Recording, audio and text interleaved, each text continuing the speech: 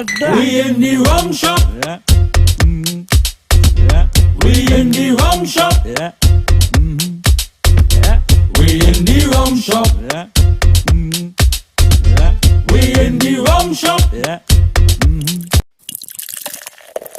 I go drink today. We in the rum shop. Yeah. Yeah. We in the rum shop. Yeah. Yeah. We in the rum shop. Yeah. Yeah. We in the rum shop. Yeah. Yeah. So bring a rum, bring it come in the rum shop talk. Yeah. Yeah. So bring a rum, bring it come in the rum shop talk. Yeah. Yeah. All right, so good afternoon and welcome to another edition of Rum Shop Talk. We're in the rum shop. Nice, man. Well, just for the hour, it is Phillip, Edward, Alexander, and myself. We have Stephan Matterson on the way. We didn't really think it fit to really invite no big set of guests and economists that you're hearing from whole week.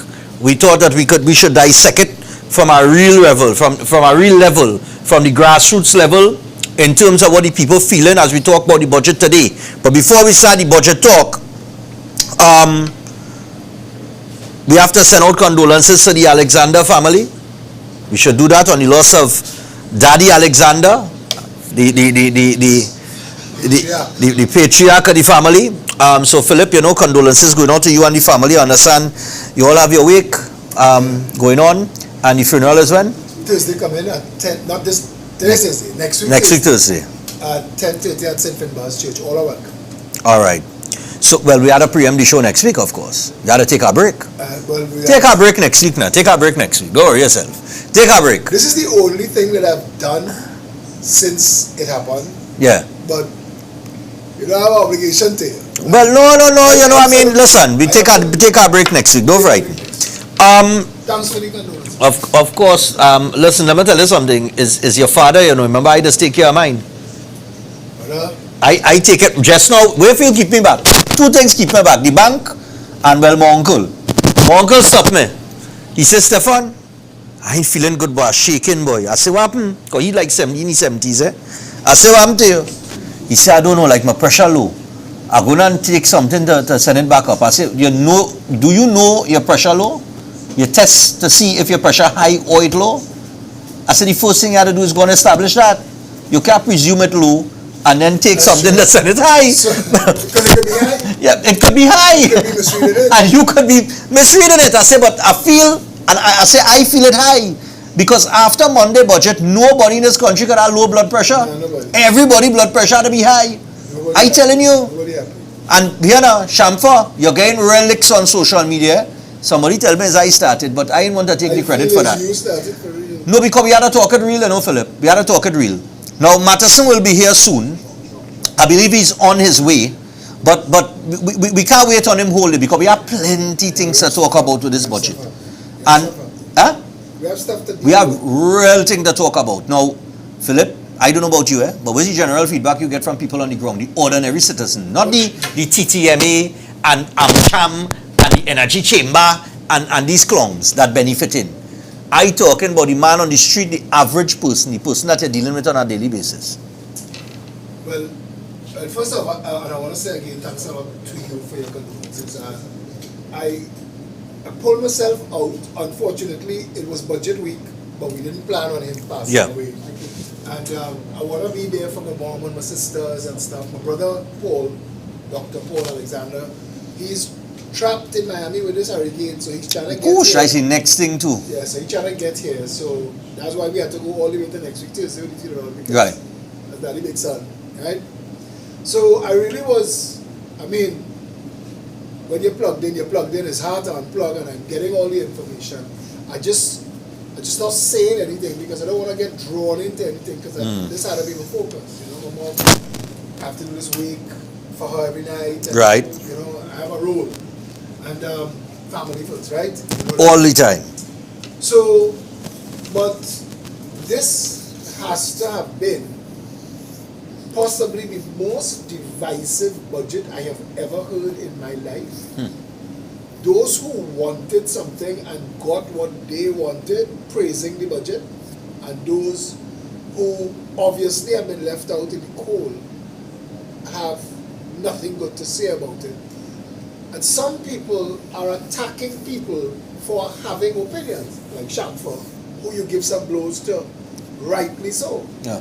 Because you're not supposed to tell people how to feel. Exactly. But it's not only that she tell people how to feel, you know, it's the statement in itself. People in the country want everything for nothing. Shamfa Kujo, as I said in the video on TikTok, your ministry had nothing to do for 2 years. Nothing. It didn't have any sports. Everything was shut down, locked down. And you were still getting paid. Who pay you? Exactly. The same people that you say want everything for nothing. Then and you know what hurt me with it too? She talk about sacrifice. Why people not willing to sacrifice? What is these people really talking about? One about? of the reasons I'm not talking right now is because, you know, we talked this last week Tuesday. Men get two emotions, anger and happiness, right? We Yeah. feel anything else.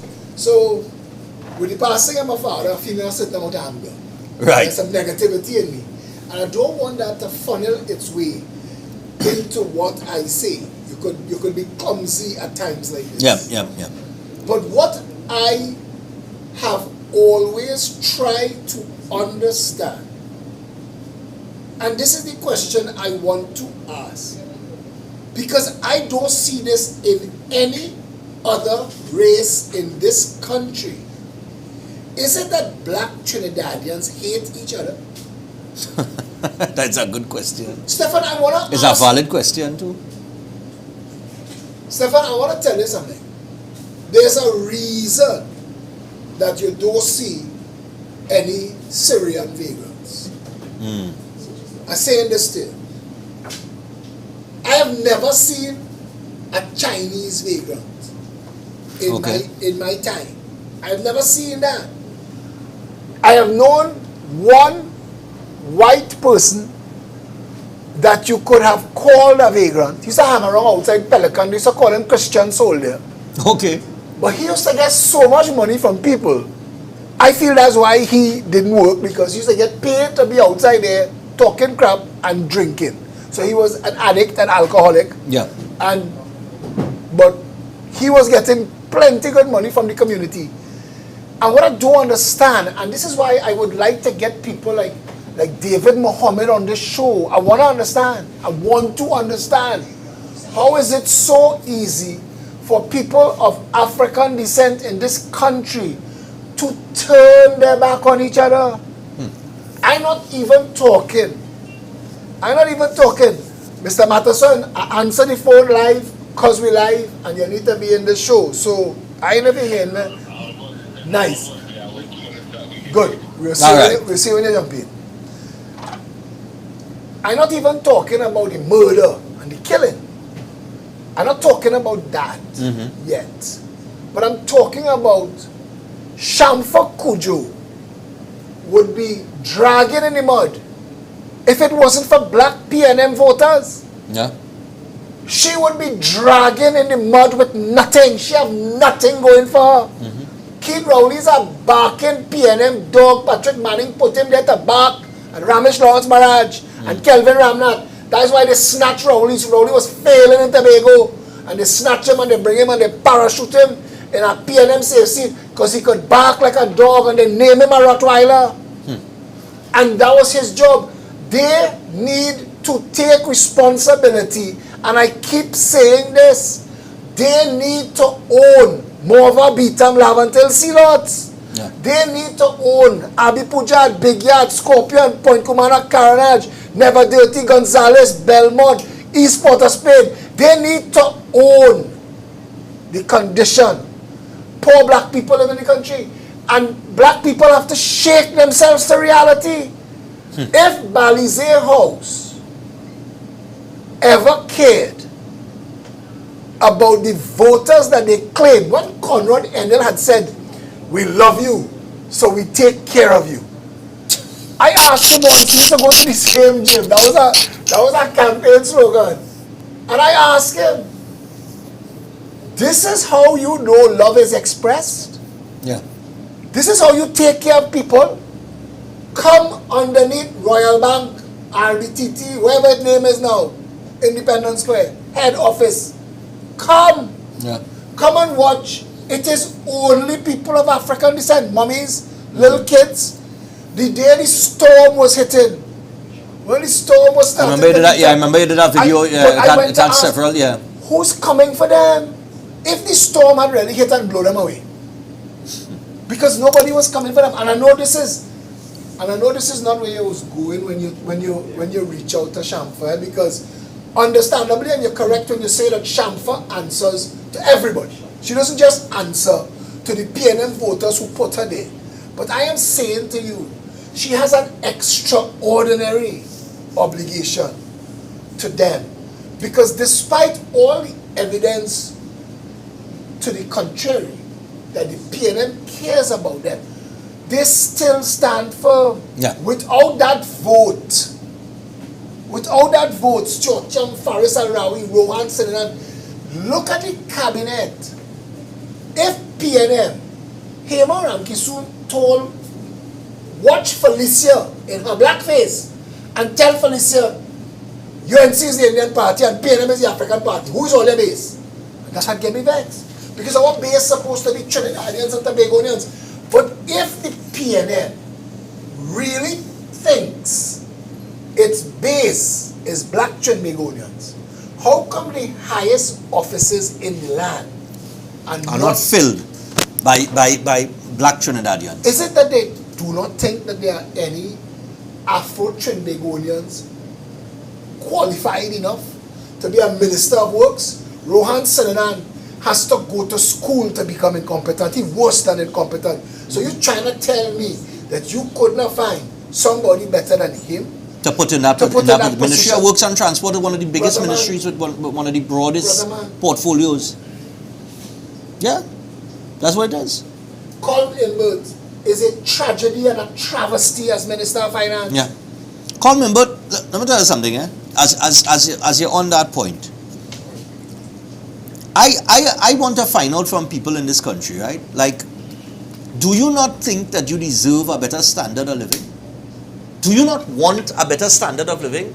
Because if you do, right, to all the people who support the budget, and a lot of the people that support the budget, they probably can't even spell budget. If you understand what I'm saying. I'm telling you, I want to tell you this. plenty of them, Stephan, they don't even know what's the meaning of a budget. You know why? I didn't plan to stay quiet. Yeah. But I realize people like you, me, them others, who frame the narrative.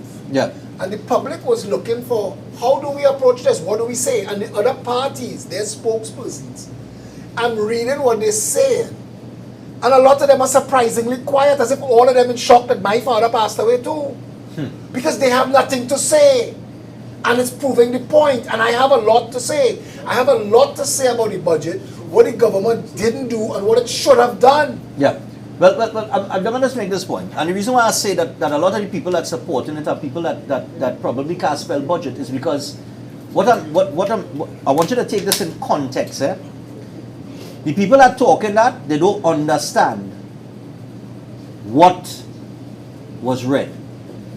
They do not understand it. They are just blindly following the political bias and defending something without the understanding that ain't good for me. But it affects them. And right, they are the ones that are going to be affected negatively. All of us. All of us, but more them. But them too. And they're going to support Even it if because... it wasn't more them. Stephan, if your policies are damaging my life, I don't care what your race is.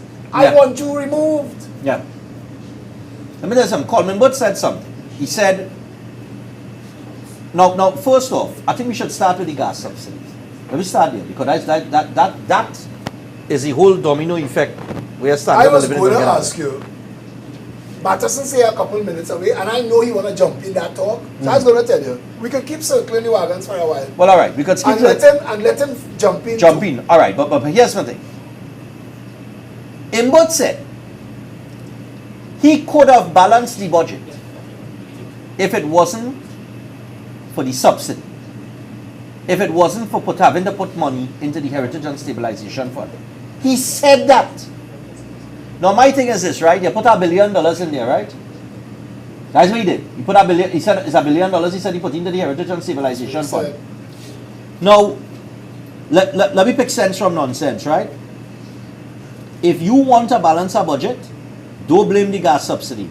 You could have taken $1 billion from the Ministry of Health, the Ministry of Education. If that is the case, that $1 billion that you put into the Heritage and Stabilization Fund is what you're saying cause you not to balance the budget, I letting all you know that is a farce, that is a false narrative, that is playing smart with foolishness. You could have taken $1 billion from any other allocation and balance the budget if that was the case. So let me not get tied up with the nonsense talk. I want David Welch to find this video.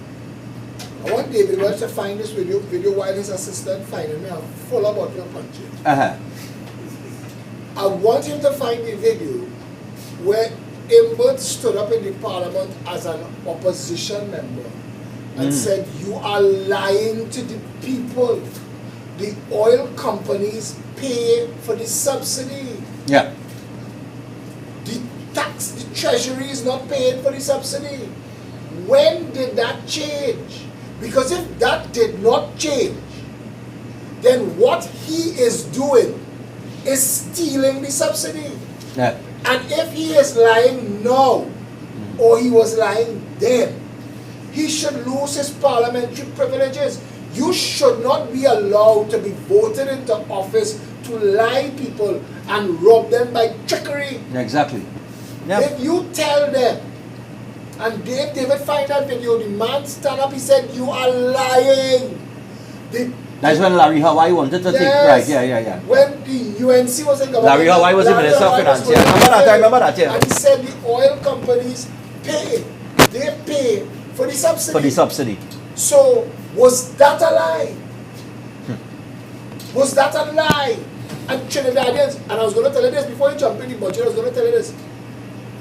And this is for all of those, and you see some days have passed, so none of the people who have said, none of the opposition, none of the other parties, none of the talk, the professionals, follow me close, I feel them behind the neck, breathing. So I want to say now, what should have been done is an accounting for last year's budget.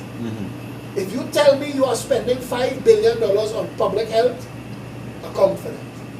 But we spoke about that last week, and I have been saying that for years. You cannot come to the population and say that you have allocated $50 billion, $60 billion for the next fiscal year without accounting for the $50, $60 billion from the year before. That is madness. Because we just came out 2 years of the least accountability I think Trinidad and Tobago has ever seen. Where money just spending left, right, and center, you don't know where it's going if it really. Let me ask you something. Remember they spoke about digital vaccine cards? They had paid for it, they had procured it, it was on the cusp of being distributed to the public. Yeah. Wait. But, so where the money? My thing is, I'm not concerned with digital card, because I couldn't care two pack of bricks about vaccine. My point is, where did the money go that was spent for that? Alright, so that's what I would like to ask you to encourage other people to do. It's not enough to just complain. You have to take the government to task. Let's talk about the $20 million that the Ministry of Finance said that it had spent on Faris Building for digital transformation. Yeah. Number 3 Alexandra Street. Account for that. Exactly. Account for that. And all of these things have to be accounted for. We cannot continue to have them operate willy-nilly, do what they want. Exactly, Close because down the education facilities company. We needed an audit of that company. The education facilities company cannot just be closed down. You have to audit it, bring it to a close with its owners. I asked during the whole Petrotrin brouhaha, at what point did Petrotrin stop belonging to the people of Trinidad and Tobago. I'm hearing the workers talking, I'm hearing the government talking, I'm hearing OWTU talking, But nobody in that conversation was representing the taxpayers. Of Trinidad and Tobago. And further to that, the Prime Minister now, these people are never real brave, you know. He come in to tell you, because of the high price of oil on the global market, that is why you have to pay more for gas. Now, forgive me, or maybe I wrong, maybe my memory just bad, but I always know growing up as a little boy, when Petrotrin was around, when the price of oil high, that is when we had what you call a boom. That's when we had a boom. That is when it's oil boom. It booming, money flowing, right? The land of milk and honey, yeah? All of a sudden now, you shut down Petrotrin. But you shut it down. And now you're importing. Good? So now, when the price of oil high, we're not benefiting again. But that's the part of the story that they're not telling people. So we must pay for your mistake. We must pay for your bad judgment. We must pay for your bad decisions. No, I can't agree with that, Phillip. Is Petrotrin now just scrap iron? I really don't know what Petrotrin is right now. Is it just I must scrap? take a drive down there when I Is get it back just up. scrap iron now? I was talking to some people who are petroleum engineers, and they told me the shutdown of a factory, if you have any intention of ever restarting it, there are things you have to do. Certain sections of the system have to be full of fluid to protect it, others full of gas. That you have to. You can't just go and flick a switch and switch that back on. And apparently, the turn off of Petrotrin destroyed Petrotrin. That's why they're having so much trouble to sell. To sell it. Because what is there now is scrap iron. But they got when they shut it down, they broke the OWTU. And Ansel Roger can't tell the country that. Oh God, not only did the OWTU, you know, when they shut down Petrotrin. I think he find the video. Let him play it. You find it? Yeah. Oh God, look, this man, I go turn my face away from the TV. Go ahead, play. Talk for a second. Alright. My thing is, not only the OWTU, they mash up, you know. They dismantle the labor movement in Trinidad and Tobago. That was one of the first things they did. J-Town was built on that. On that, exactly. MSG is nothing without a powerful OWTU. David Abdullah can't account for this. That the MSJ was funded by the OWTU. Right. They were the political spear. The tip of the political spear of the OWTU. OWTU, because he was the former president general of the OWTU. But my thing is, here what does anger me? Is the way that they demonize the workers. They demonize them. I remember all kind of old talk, and this is the thing, is the rum shop talk that you just get on the streets that people is buying to, the propaganda talk. Stick up in, let me hear this video. We'll stick up in. Take this in. Initiate the process for national dialogue on fuel prices, therefore, and to reduce the... Out of the $4 billion fuel subsidy, over $1 billion is paid by the oil companies and not by the government of Trinidad and Tobago. And what the minister is supposed to do, he's supposed to pass on the benefits of the oil levy on to consumers. The subsidy on premium gas is 73 cents. The subsidy on super gas is $1.83, and the subsidy on diesel is $2.71. What this means, Mr. Speaker, is the true cost of premium gasoline is $4.73. Why is the minister making consumers pay $5.75 for premium gas?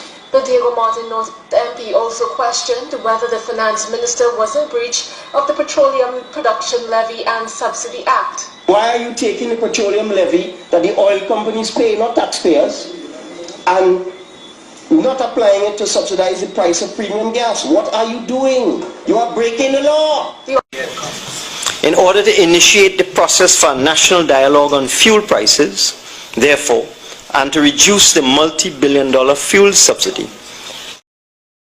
Bring us back. Yeah, I think that was the part that in opposition that Phillip You are was referring breaking to. the law. That's what he said. So was he lying then? Because if he was lying then, he should be stripped of privilege. He should be barred from the parliament for life. If you use the parliament to there is a charge by police called larceny by trick. That's what he doing. Because if he was lying then, he tricked the nation. Yeah. And that trickery should bar him from the parliament for life. Mr. Matterson, I see you join us. Matterson is here. Matterson, what's going on? Good evening. Did you have to put gas in your vehicle? Did you get delayed by putting right gas? now I'm driving on fumes. You're on fumes right now? So I yet to experience what it would cost at the pump. I really want to see but what I it could would tell you, cost you at know. the pump. I could tell you, you know.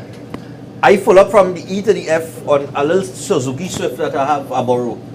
And to get here and move around a little back and forth for the hour. $234. Nah, a Suzuki Swift. That's a lot of money. You might need to raise again. I want to say, No. to those watching the show, we want to chip up and buy a proper watch for Matterson so he can tell when it's for. Yeah. So Let Matterson, me get some blues. we were now talking about Colmimbo comments in opposition as it relates to the gas subsidy when Larry Hawaii wanted to remove the subsidy and Imbud get up on grand charge. You know, he made some statements there saying that they were breaking the law, things of that nature. But we really want to get into the discussion on the $1 increase on the gas. So we were kind of just going around everything that was said. Just to give you a quick recap, some of the things that we spoke about was Imbud saying that he could have balanced the budget if he didn't have to put money into the Heritage and Stabilization Fund. I was making the point to Phillip that, well, if $1 billion is the problem to balance the budget, you could have taken $1 billion from any ministry and balance the budget. The other point we're making is that the Prime Minister said because of the global market price of oil being high, that is why we have to pay more for gas. I just want people to understand before we get Matterson's thoughts and we get into the discussion.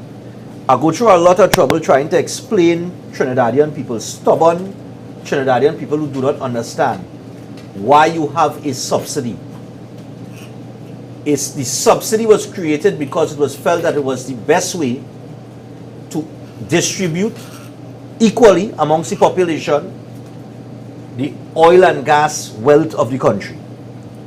And in doing so, it would keep the cost of living down and you would have a more comfortable lifestyle or a better standard of living.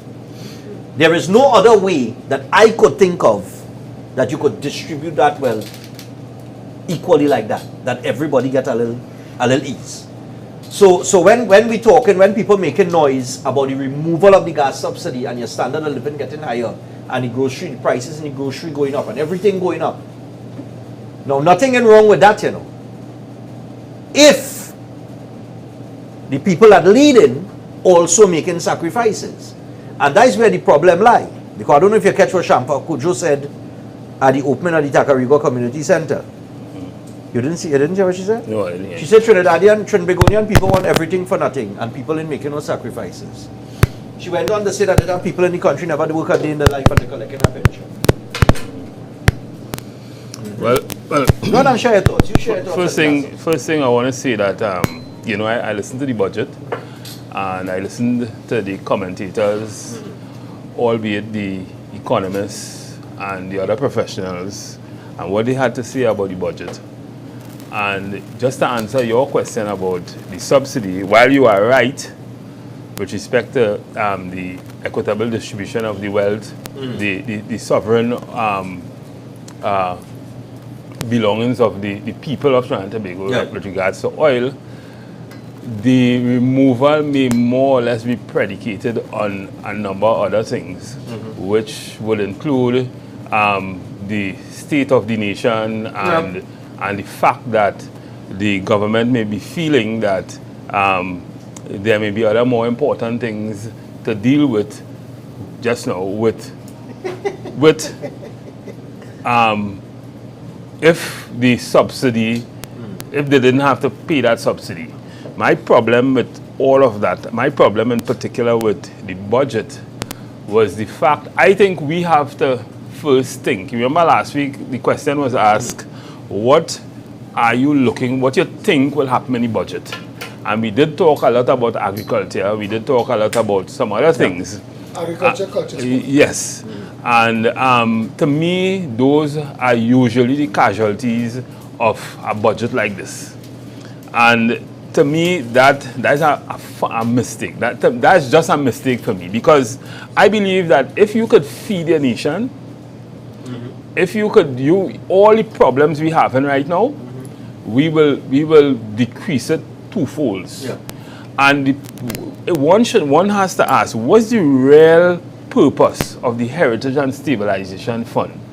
The Heritage and Stabilization Fund, in my opinion, should be a reserve fund to deal with situations like these, to equalize, to bring back a certain kind of balance to the economy. Yeah. Now, when you look at I heard in the budget a lot of comparisons with other countries, and to me they were just comparing apples with oranges, right, and watermelon. Chocolate cheese.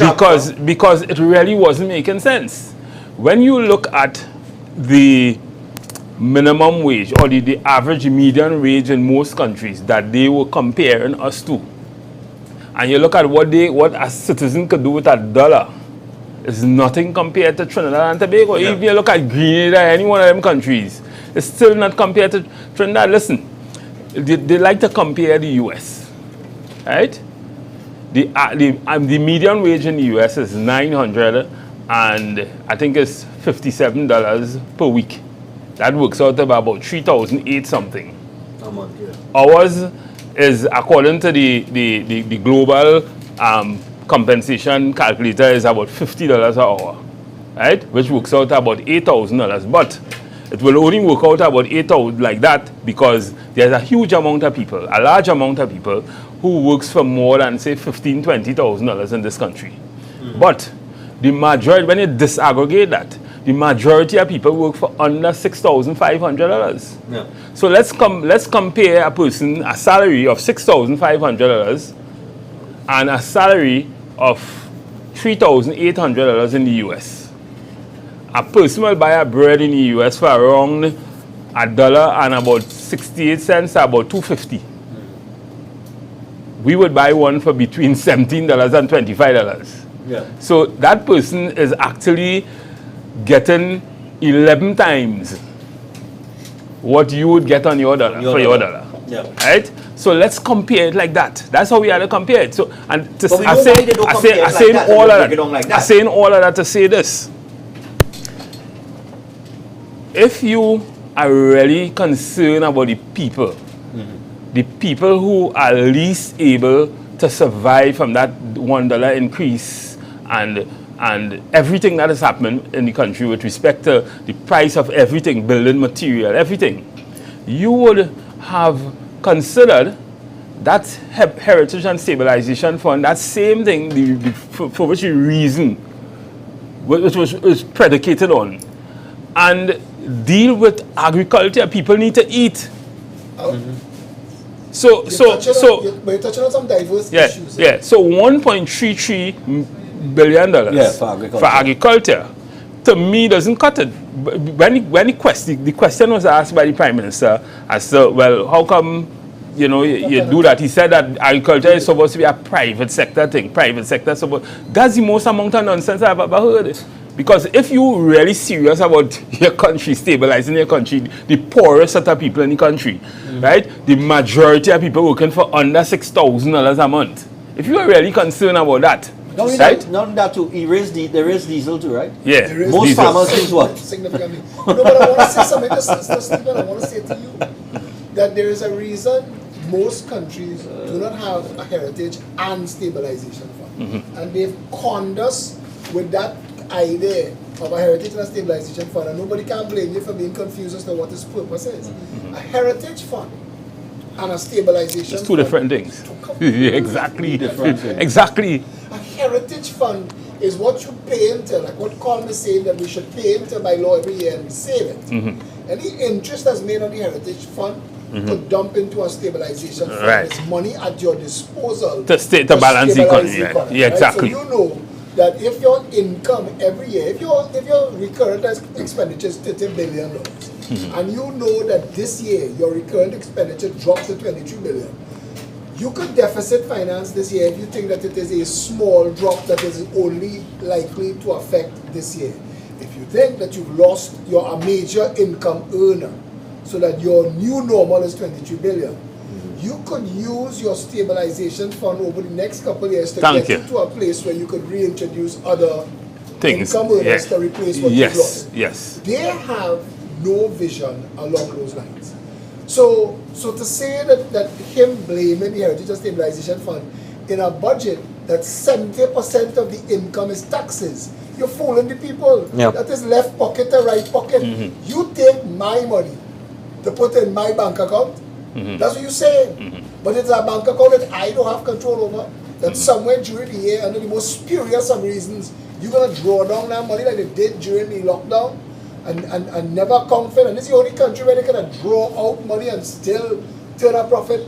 Listen, we have no system in this country to hold these people to account for what they say. They say things. You just ask 1 point something billion for agriculture. You say it's not enough. I don't even know what it's for.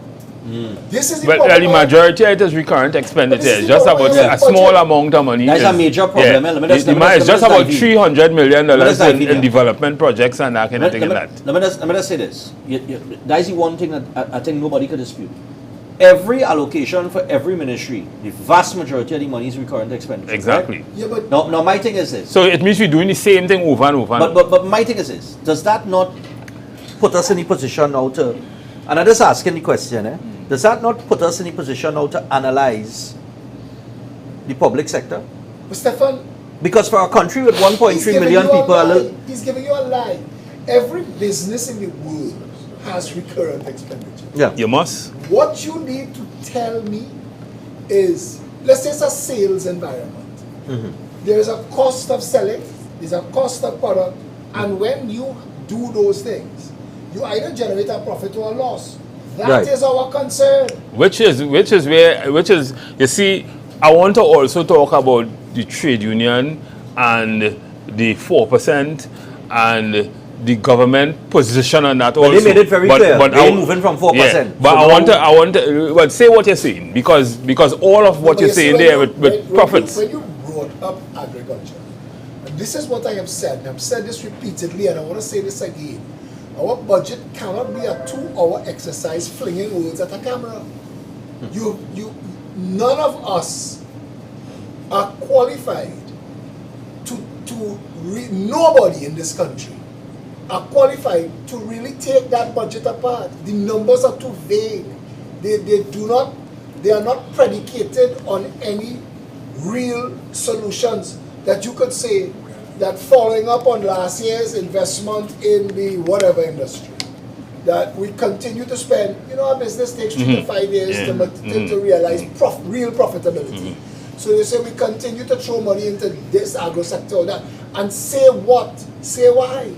Tell us why the budget cannot be such a short exercise. You can't tell me that on a whim you turn in the HDC into 3 companies. So one company gonna build house, the next company gonna maintain house, And one going to collect rent. one gonna collect rent. All of a sudden you pull a private sector business, furnace, It's really just make who work. not in the housing business at all. It's really like when it's really just make work URP kind of thing. No, but you can't have make work for your 1% friends. Yeah. When Rahal and Queensway jump out of cloth and jump into building house, it's the same thing now with furnace. And the story in the media about them cutting out Brian Manning from the picture is spurious, it's vicious, it's a waste of our time, and they're distracting us with nonsense. When the real question is, since when Furnace building house? And how come Furnace get this contract? And where was the tendering process? And why are you giving 800 plus houses to a large company like Furnace when there are so many small contractors in this country? If you give everybody a 10 house each, you will drill the money down to where it needs to be. I just want to go back to agriculture a little bit. But you have to deal with this. How does Furnace building house for HDC benefit anybody? Well, that is a business proposition. But let me just say this, right? I was saying that I think the best thing for this country would have been a huge investment, capital investment, in the agricultural infrastructure, right? Now, the government, Dr. Rowley answered that question in saying that is a private sector thing, but the oxymoron and all of that is that on one hand, it's saying it's a private sector thing, but on the other hand, you have a program where you are training young people, giving them land and money after 1 year to get into agriculture. Now, that is excellent, but you're not making sense. Because if it's either a private sector thing or it's a government thing. If it's what you're doing is a government thing, now what I'm saying is, if the government will think for a moment and make a huge capital investment in agriculture, like that program and others, but we have a lot of land. We have a lot of people who want to get into agriculture, invest into the infrastructure, and you don't even have to invest in it. You don't even have to physically invest in it. Give people the kind of tax break and the kind of ability to bring down the equipment and make them responsible for it. Hold them responsible for portions of land, quotas, how much you produce for the year, the price. Hold them responsible for those things. The price, you wouldn't go to the market on Saturday and pay $25 for a pound of tomatoes. In a country where we have 2 seasons, and in both seasons, things could be here. Yeah, exactly. Right? So that to me is, we can't eat oil and gas and we can't eat all the things you're talking. No. It just doesn't make sense. But in terms People of need to live. The other thing is, the other thing to live, the people most likely to suffer in this country from any shocks in the economy, any rise in gases and things, any rise in gas price and anything, is the people who earns minimum wage, and that's the majority. Stephan, what you are watching is the media dance thing. What you're watching is them throwing stupidness like the man in cut out the picture, like Rowley say turn off the air conditioner when you're driving, you'll get far. The budget is a fool the people's circus. Nothing that we are talking about there. Because I smile every time you say it. How many things that I've put into the national conversation, like working out what is the value of a unit of work in Trinidad. If I work for an hour in Trinidad digging a hole, and somebody work for an hour in America digging a hole, and somebody work in England for an hour digging a hole, what we get paid and what you could do with that money is what you need to measure. Right. But more than that, and I'm glad you're going there, because I really want to talk about negotiation. I really want to talk about how we see things in Trinidad and Tobago. And to a large extent, the government is right in some ways, and they are not negotiating anything properly. Right? In terms of, I'll tell you how they're right in some ways. Now, trade unions need to start to negotiate things looking at, on the other side, performance. If I have a business and I hire you, I want to know that if I am paying you $20,000 a month, I must be getting in productivity $80,000. Yes, right. But these are different negotiating cycles. So, and the budget, the money that you are negotiating with me for now, if it is from 2013 to 2016, it has to be predicated on the performance of the company in 2013, 2016, and not 2022. Yes, I agree. Yes, that is what it has to be. We are owing people from 2013, 2016, 2017, 2019. That is the time. And then we want to come and tell them, based on the performance of the economy now, we are going to not be able to pay you for the work. Thank you. Yes, that is wrong. That is wrong. That's wrong in my opinion. But I had to blame the unions for that. Because, I mean, why are you waiting 6 and 7 years? There's a particular union. Patriotic is the reason for that. Country that's sold out to the government. We know why these negotiations delayed. They was playing for Patriotic to get the refinery. There wasn't pressure in the government for the public service salary increases. They were stunting. So they were trying to. Roger was trying to play for the refinery.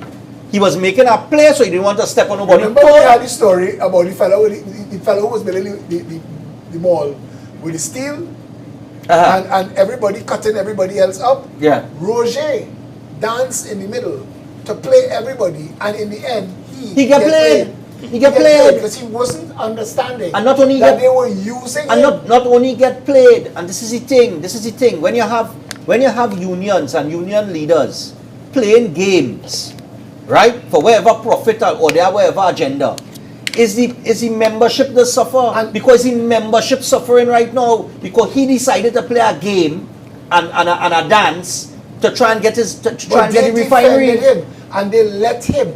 And you trying to tell me in the entire OWTU there weren't enough people to realize that they were being played? We saw that play coming a mile away. We had a post on Facebook in 2015 that people went back and bring up and say, but look how they talk right here. But I have seen, let me tell you something, one of the things I always try to figure out, right? Have you ever seen Roger when he moving? But he's the president of the United States of America. It is people are wrong him. He have people right or wrong in protecting him, you know. So listen, when you have a man moving like that, holding on a position called President General of the OWTU, and he that protected by his membership, but it's almost as if you can't challenge him or you can't talk to him. Well, so you can't even him a clout and say, hey, you're playing with people. Let me start to pressure the government on this, start to pressure them on that, the workers and them on the increase. But if that's they don't shut down Petrotrin. No, hold on. They don't shut down Petrotrin. You ain't make no set of noise, you ain't back. The Ansel Roger that was marching in 2015 or 2014 or whenever it was against the People's Partnership is not the Ansel Roger that we see trying to defend or stop the shutdown of Petrotrin, you know. They were silent. Boss man, that's they were the point. silent playing game. If you know that you cut a deal, this is why he got played. If you know that you cut a deal for your company to get control of the refinery, you in the industry, you must know the biggest risk to take is to shut it down. Don't stop its production. We could transition. What the government wanted to do was fire the workers, and they needed the union to be complicit in that. The union assisted the government in cutting union members' throats. Yes or no? With respect to Petrotrin? With respect to Petrotrin? Well, I was reliably informed that the report that was brought to the government, yes, that surrounded the restructuring of Petrotrin really didn't say anything about closing it down. It never said. Let me tell you something. I could talk to that. But there would have been a huge blowback if they at least the government thought so. If they had gone ahead and restructured the Petrotrin in the way that they needed to restructure Petrotrin, because in my opinion, and in most people's opinion, Petrotrin was like a big URP, was a URP on steroids. No, right? Hold on. Every time government change, the government ministers and government officials and things, they send the people to Petrotrin for jobs for $20,000, $30,000 jobs and that kind of thing. Most of them weren't able to. It wasn't the janitor that people demonize and say the janitor getting $8,000 a month. It was the amount of senior vice presidents of nothing. Yeah, exactly. That were drawing massive salaries. Exactly. But when you said what you just said there, because that report that the public never got to see was the report that Espinay was quoting when he said that Petrotrin has turned a corner and that we are profitable. And 3 months later, Franklin Can said, if they don't shut down Petrotrin, it will destroy the economy. Remember that? That is 3 months. I would really like to know why they shut it down, because the Prime Minister himself had said, mark my words, we are not going to shut down Petrotrin. And in case you went in the kitchen and you opened your fridge door and you didn't hear me, the government of Trinidad and Tobago is not shutting down Petrotrin. So that is what he said. Not long after. No, but you see, he and Espinay was singing. According to Abdullah, I had an interview with David Abdullah, and he will tell you this, because he told me this on national television in the interview. He said he was there when they delivered the report, the Lashley report, and the report never spoke about shutting down Petrotrin. The report said that the management structure needs restructuring. They need to do a restructuring of the managing aspect of things. Rowley and Espinay, he said, say the same thing. Right. And then Franklin Can, what changed it? He said he was left to sit down outside while I think it's Lashley and Rowley went into the meeting. They was in there for about an hour, and then when they came out, boom, decision was taken to shut down Petrotrin. This is what Abdullah told me. Okay? But the report, now my thing is this, we're talking about accountability, right? Where is the accountability for that?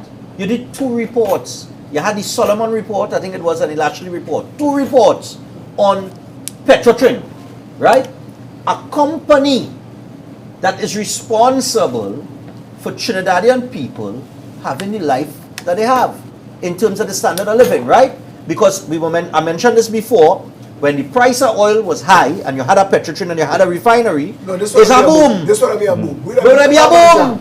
So the people would have benefit because money would have been rolling, would have been the land of milk and honey. When the price low, okay, little pressure, but when the price high, we used to benefit. Now the price is high, and you're saying that we have to pay more for gas. Because we had to buy oil. So my thing is this. We had to buy oil. Right, so my thing is this. Where is the accountability for the people who initiated these 2 reports to be done?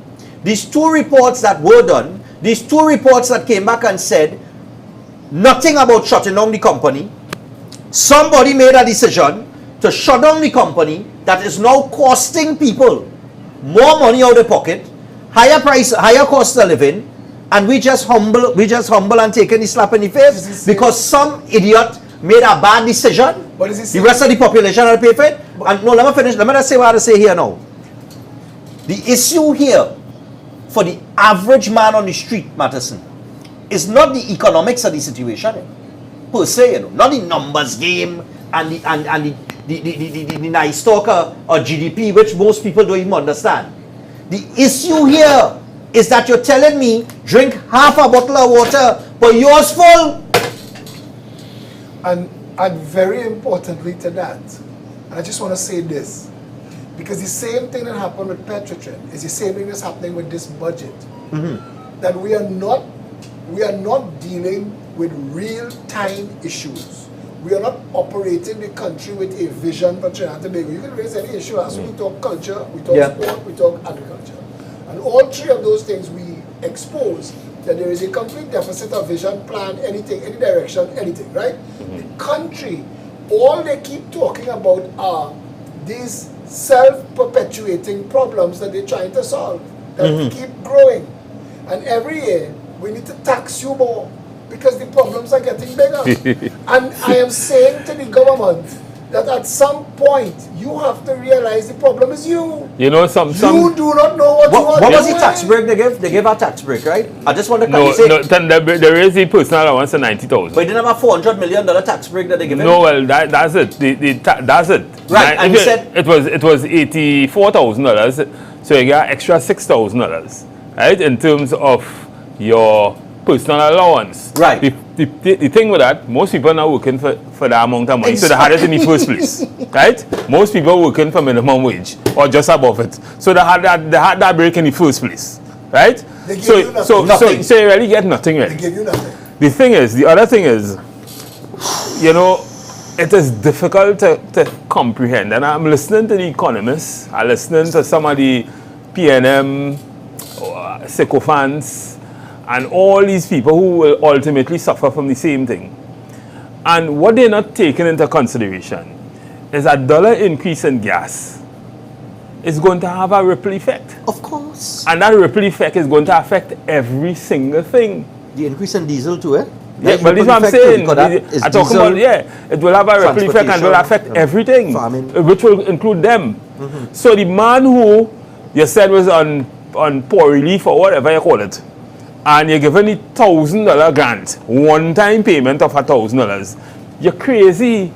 Because what a man will do with that $1,000 when he gets it, is that he will take it and he will do something with it. He will try to fill a hole one time, right? And next week he will have the same problem to travel, to pay more for transportation. I'm glad you're going there. Let me get the bullshit in that real quick, right? Let me dissect the bullshit in that. They put out this thing on the page, transport grant facility. A one-time transport grant of $1,000 to alleviate the effect of fuel price increases to be offered to the most vulnerable. Let me stick our pin right here in society. The most vulnerable. They know what's the definition of most vulnerable. That's just antics in my opinion. I will get the real antics. Because nothing. Let me get the real antics and then just on this now. Let me just get all the real antics and this, and then you could go from there. I go stay quiet for the next 10 minutes. This will comprise of all recipients of social grants, namely recipients of public assistance, disability, food support, and senior citizen pension. Good. The transport grant facility is temporary. Yeah. How it could be a one-time payment, a one-time grant, but it's temporary. And temporary. Hold on, but that is not the bullshit yet, you know. Here the real bullshit. And shall remain in place only in so far as the price of oil remains at elevated levels. Now, If it go long. what? Okay, but hold on. What is the measuring stick? If oil is 85 US a barrel now, let me just say, okay, well, what is Would you give us- below elevated Would you- levels? when it go back 80, down- 75, 60, Stephan, when it go back long, will you give us back the dollar? back the dollar. That's the next thing. But You understand? But this is the point you're raising. Before our yardstick was the cost to produce a barrel of oil. We don't have that yardstick anymore. But- so what is he using? What is he using as What a is measure? elevated Well, levels? they had to buy the oil now. They had to buy the oil It's more and they had to stuff. refine it. The next thing too, it ain't kicking in until the end of January 2023. So- So you have October, November, December, and the whole of January. You know why? Because oil is on gas is on Immediate. immediately. Yeah? No, you know why? Because all of the future prices of oil that predicated on winter will raise the price of oil now, and in January it'll be coming down. Yeah. So maybe they will find their elevated levels has been reduced in January. So no more transport no more grant. transport grant. Yeah. And this is the game. I want to say But our prices will not, our subsidy will not get back. Nothing No, never no, go, nothing no, ever no, goes So down everything after goes some- up in this country. Nothing goes back down when anything allow change me- internationally. Just allow me to just make this Go ahead, I start contribution go on stay the quiet for budget. next No, time. I just want to make this contribution on the budget because the public wants to know what they should be feeling. They don't know. They don't know what happened. They are hearing special interest groups talk from their perspective. But the public doesn't know what this means for Trinidad and Tobago as a whole. Raising the price of gas doesn't necessarily have to be a problem if you could show me how it benefits Trinidad in the long run. You understand what I'm trying to tell you? If you could show me that removing this subsidy gives you the opportunity to plug this money into these development efforts that will redound to the benefit of all taxpayers by second quarter 2023, then every Trinidadian could tell one another, well, let me tighten my belt for that. They have us tightening our belt with every successive budget and not saying for what purpose. This is the point I want to make, and I want to just make this point. A budget is a vision document. Is that what I just said? It is a A vision. budget is a guide. A budget is saying that It's a between forecast. now and 12 months from now, we want to be here. based on X amount of revenue that we projecting to be here, right? So let's say you come up with a figure of 53.7 billion, and you tell me X amount of this billion is recurrent expenditure, and that we have to deficit finance the rest. The question that every economist is supposed to ask the government is this: if you have all of this recurrent expenditure, it should be delivering something. A profit, most likely. Exactly, Or a loss. as you say in Performance, business, yeah, as yeah. you say as a Performance, business, yeah. as a business, you put money into your business to get back something Right. along Yeah. the road. You buy a shirt Yeah. for $1, you pay $1 rent, you sell the shirt for $5, you clear $3 profit. Exactly. You pay yourself $1. So tell us how $2, how it works. You have $2 left, you buy two And shirts. that's where I was going between Yeah, yeah, the current so- expenditure. So I'm saying to you this, and I just want to say this: Trinidadians need to understand, and all the other political parties and talking heads who talking. A budget is a vision document. We supposed to know that Trinidad, we talk pepper mash, remember that? Trinidad's supposed to be able to say that we're going to, and I want to say this, when India told the world, we will be the call center of the world, we said, laugh at them.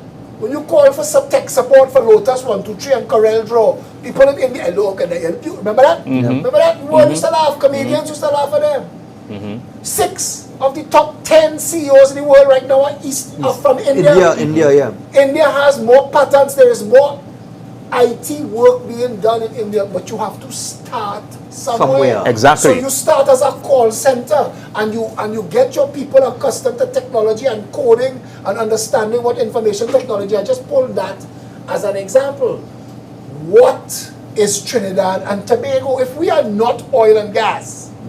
What are we? So we just a place where Rum and carnival. we are just a place where the British Petroleum, BP, operates and pays us royalties, and the rest of it is slowly taxing the savings. This government corralled the people and forced everybody's money into the bank for one reason. And this revenue authority's purpose is to land like a kobo on everybody's bank account and deplete it. The government is going to tax you in ways that you cannot avoid. And they will tell you, I know you have $300,000 in your bank account. You can afford to pay it. Your land, any property that you own is now at risk, because the government is going to tell you about this big vacuum of a problem that we have, that we're trying to pay off since Adam was a boy. And to the people of Trinidad and Tobago, I am saying, this budget is more of the same, thief them till they're dead budgets. We've spent money in this country in the past year that we didn't have to spend.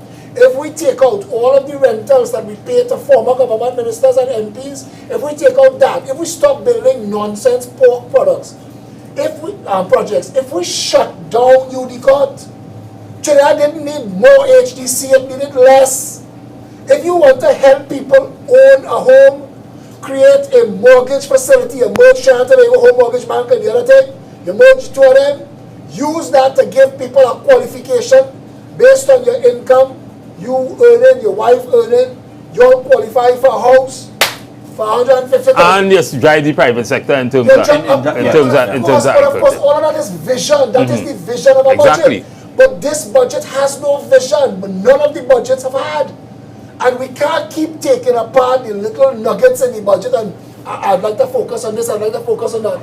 Tell me what the budget said, we the people of Trinidad and Tobago, where we are now and where we're going in 12 months. And if you have not done that, that is not a budget. Right, so I was looking at a post, somebody was showing me something online last night with respect to how many thousands of people they publish. I think they published it on Ministry of Works website, that between, I think it was March 2020, height of COVID, March 2020 to December 2021, that didn't pay, that got traffic offenses and things and didn't pay.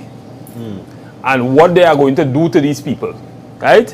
Now, the already existing regulation talks about disqualification, not being able to access services from the licensing office and that kind of thing.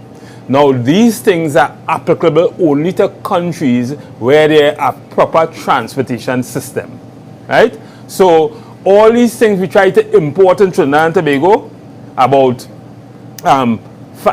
huge fines for road traffic, driving on the road without demerit points and things. That's nonsense. That's only applicable to countries where there are mass transportation system, where you, if they take that from you could still reach your work, feed your family and that kind of thing, because you could get a bus as soon as you go outside, or you could get a train, or you could get cheap transportation, you know, that kind of thing. This is not applicable to Trinidad and Tobago. That is why you have so many people not able to pay those things. A man pulling bull on the side of the road and have about 20 tickets. What are you going to do here? Do you believe, right? I wanted to ask you something, because I know there's a point with being able to go out the road and get a bus or transportation, public transportation. With the situation with the gas price and stuff, you think that if we had a proper functioning public transport system, less people would buy vehicles or own their own vehicles? I think less people would buy vehicles. Less people need to buy vehicles. I don't want to have the burden of maintaining a vehicle and all that kind of thing. If I could go and get a bus, so I walk out my thing, get a bus and go to Port of Spain or wherever I want to go to, any hour, any time. There was a time I didn't drive for about a week because of Uber. And I realized this thing really going to change the place. all of the amount of traffic that we have, plenty people are going to now be carpooling for want of a better So word. then you could raise the price of But taxes on cars and that kind of But thing. you have people talking. It is too easy to have Trinidadians talk stupidness. People talk about rapid rail. The only rapid rail you could want is from Port of Spain to Point Fortin. That is the idea of a rapid rail. Because it's like a plane. Yeah. It has to get to its maximum Trinidad is speed. too small for a rapid rail. It has to get to its maximum speed for it to be valuable. You trying to tell me you gonna put a rapid rail And it's stopping every 2 minutes. Every 10 minutes, every 2 minutes. By the time Yeah, it's sour. 10 minutes, 10 minutes you're going to happen. 10 minutes in Matlot. Then Matlot in 10 minutes from Port of Spain. Exactly. So the wear and tear on the acceleration, deceleration parts of that engine is going to cost us money in maintenance, and nobody's talking about. The easiest place to start, I mean, a lot of people complain about the traffic. And I think the idea of work from home was tossed up, and the Prime Minister said we ain't ready for that or something like that. I agree with him to a certain point. But the fact that we're not ready for it is because we lack the infrastructure for it. We lack the data. We lack you see, Right, it's yeah. all kind of thing we lack. Yeah. It's all kind of But thing. You see, decentralizing Port of Spain you is see, the at first the, you step. see, at the end of the day, and we go back to the unions again, if we really understand what negotiation should be yielding, right, is not so much more money, more benefits, but more productivity also. exactly the one right? word that So you're so not everything using. must be cyclical. It must be dynamic. Stephen, the one word they're not using is deliverables. Exactly. I'm not supposed to monitor what you're wearing and how long you're spending. If I am paying you for a certain amount of units of measurable work, I could check that. Exactly. Yeah. So you must have that kind of data, that kind of analysis, Yeah, but that kind what of about- system to be what able to about- measure those things so that we could negotiate What with. Rowley is saying is the vast majority of jobs in that public sector are jobs that are already redundant. Yeah. No, but you're making more because if you going to split up AGC in 3, Ministry of Works is cheap. you going to just what you do? created- You just make work. You just you're doing nonsense. This is high-level CPAP for PNM. Yeah, you doing This is nonsense. You're not- making this is nothing. nonsense. This is So nothing. you're making a bigger price. You're making a bigger. But now that If you you're go gone to there, UNC in the office, they will fire all the low-level PNM party card holders and replace them with UNC party card holders. That's exactly You it. cannot continue this That's nonsense. exact This because is not how you when they run a wanted. but my point, my question to both of you is this: okay, recurrent expenditure takes up a huge part of the budget. Salary, wages, goods and services. We know that the public sector is overemployed. So it would take a lot of courage by any administration to say, listen, the reality is we have too many employees working in WASA for a country with 1.3 million people that is a little dot on the map. Could you give ground for 1 second here on that? Sure, go ahead. I want to say this. It is not that we have too much employees, you know. Okay, we have but what is people it? underutilized. We are mismanaging the country.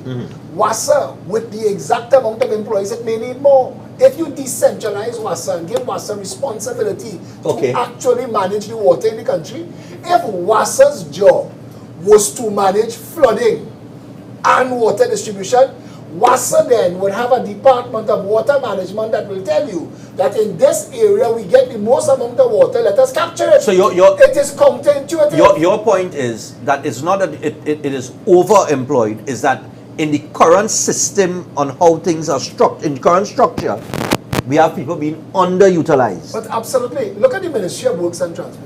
Nobody understands what the Ministry of Works and Transport role is anymore in a world of Junior Sandy Calco's, Kusals contracts.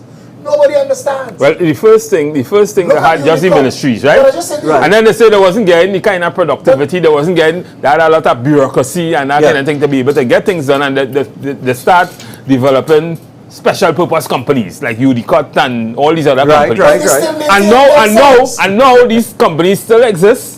Now you're saying So you're that we want financing too? yes. Ah, Now contracts. you're going to replicate it now. So And with three new companies. this is just craziness. And that's the This is point. just craziness. But you When do we stop? Because you and Stephan have said it before, and all of the intelligent people in the country say it repeatedly, that until we, the people of Trinidad and Tobago, say that this is unacceptable, when you walk through Woodbrook now, Terence the Alsing wife works for a company called Unicom.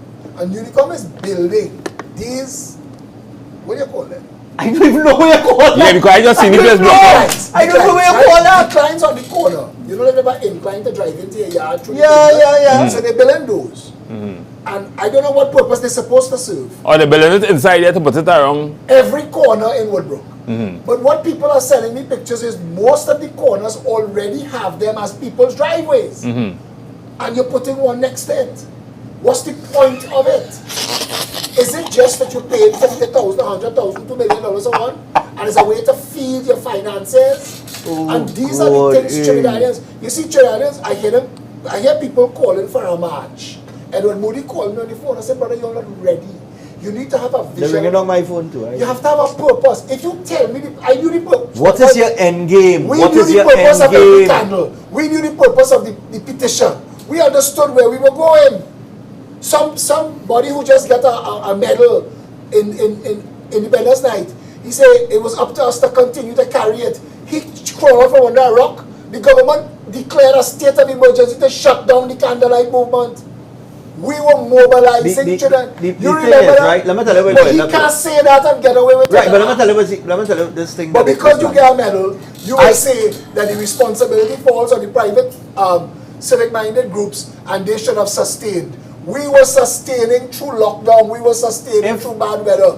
The government declared a state of emergency predicated on no sense and shut our movement down. Let me just say this. If you, I am glad that people coming out and they want to have their voices heard and they want to come out in the numbers and they want to protest and everything. But if your end game is to march from wherever in the east to outside the Red House to hold a placard and say Rowley must go, it's not working. Exactly. It's not working.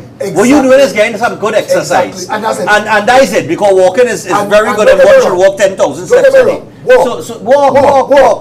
But don't be fooled into thinking that you're going to make a difference if you don't have a plan. As Stephan We're not saying not to do anything, you know. Not even though have a plan. You had to be. What is your end game? Yeah, you had to be able to titillate the imagination of people. The very people. It's like Stephan was telling me a story one time. He said, listen, if you mine and foul in the yard and you pull all the feathers off of them, and they're bleeding, they can't fly, they can't run about nothing, and you throw corn for them, they're still coming.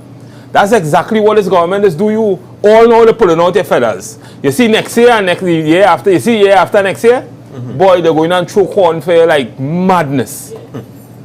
Because they know you're going and forget everything they do now. You see, the fact that the country is divided by race, there is... I don't think we're divided by that again. You know? No, but... You know, I think we're divided by? Sense. Sense and no sense. That's what we're divided by. Critical thinking. All the people who have sense walk away from the PNM and the UNC, we could then say, okay, because I want to tell people this. But there are people who have sense eating and feeding at the trough. Of course. And they will do whatever to continue. I know a few of That's them. what they do. They're looking good, but they're working for no certain money. They're working for they're eating enough.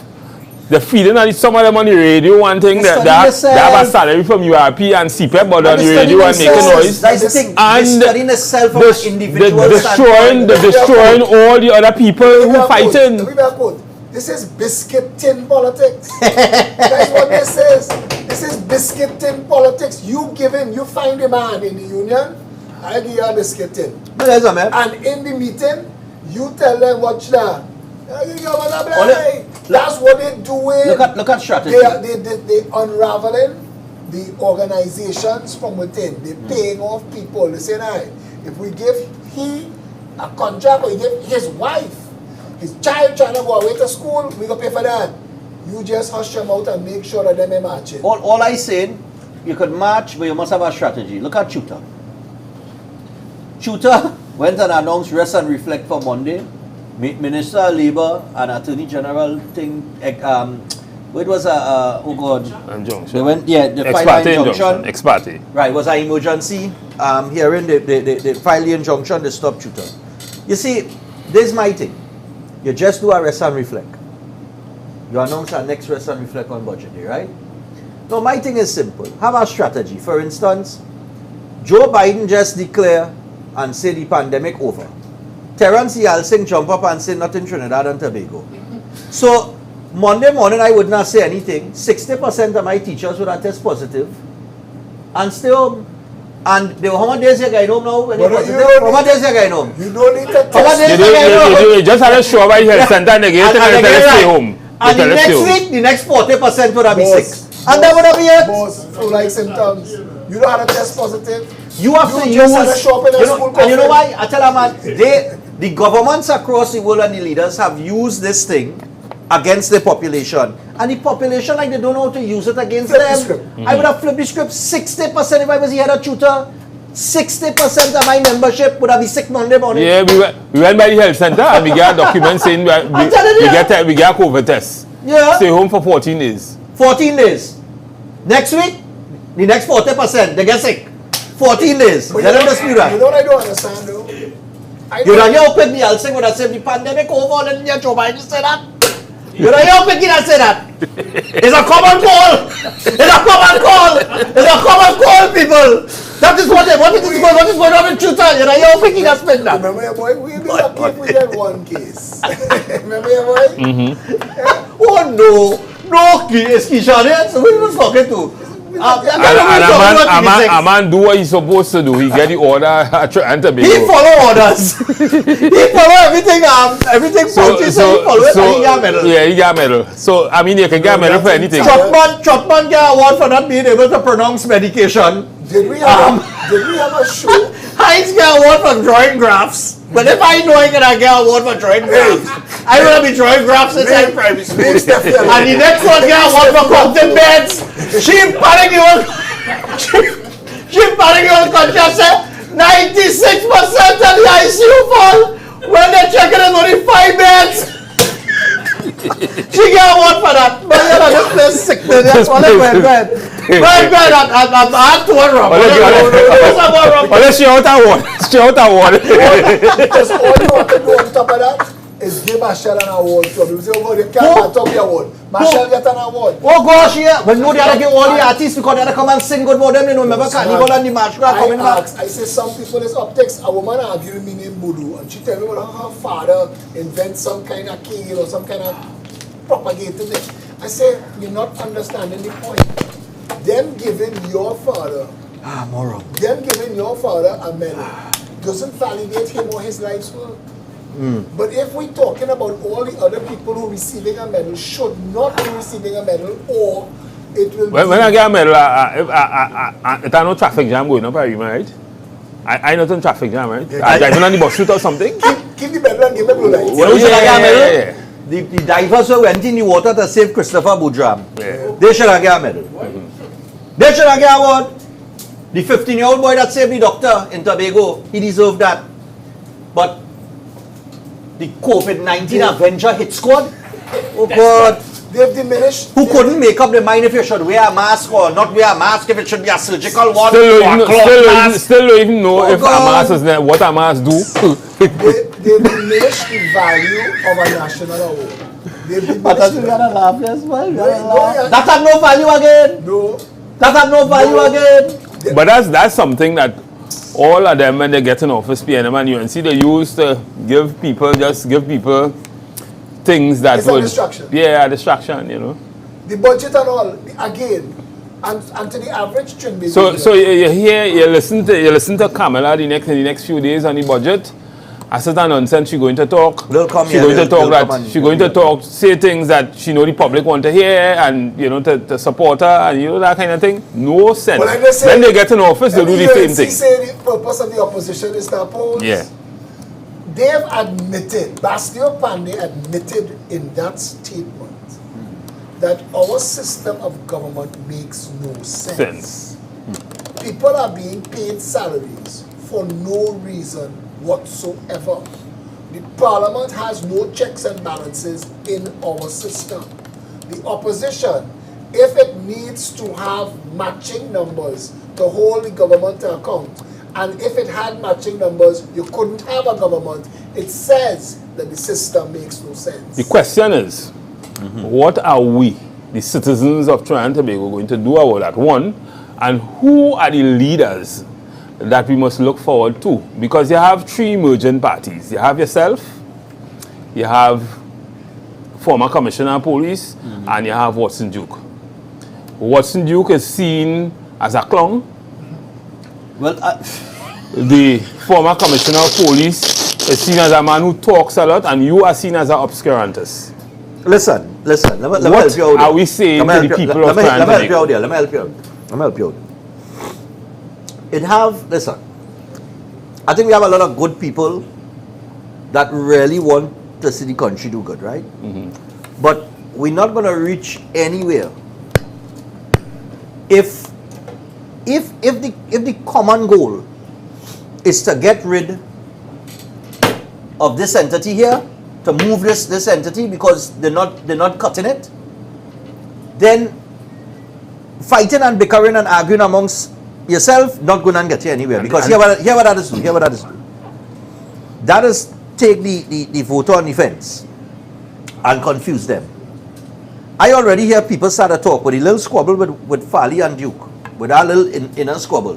People already started to talk, oh God, you see why them other party and them can't make it? Look, they're fighting already. But Fali making a lot of sense. I mean, you listen to Fali, if you listen to Fali comment on the budget, he made a lot of sense. No, he will. He's a brilliant He fellow. made a lot of sense. He sounded very brilliant. But my point is this, that internal squabbling between he and Duke, we know it are more in it, right? That we didn't hear about yet.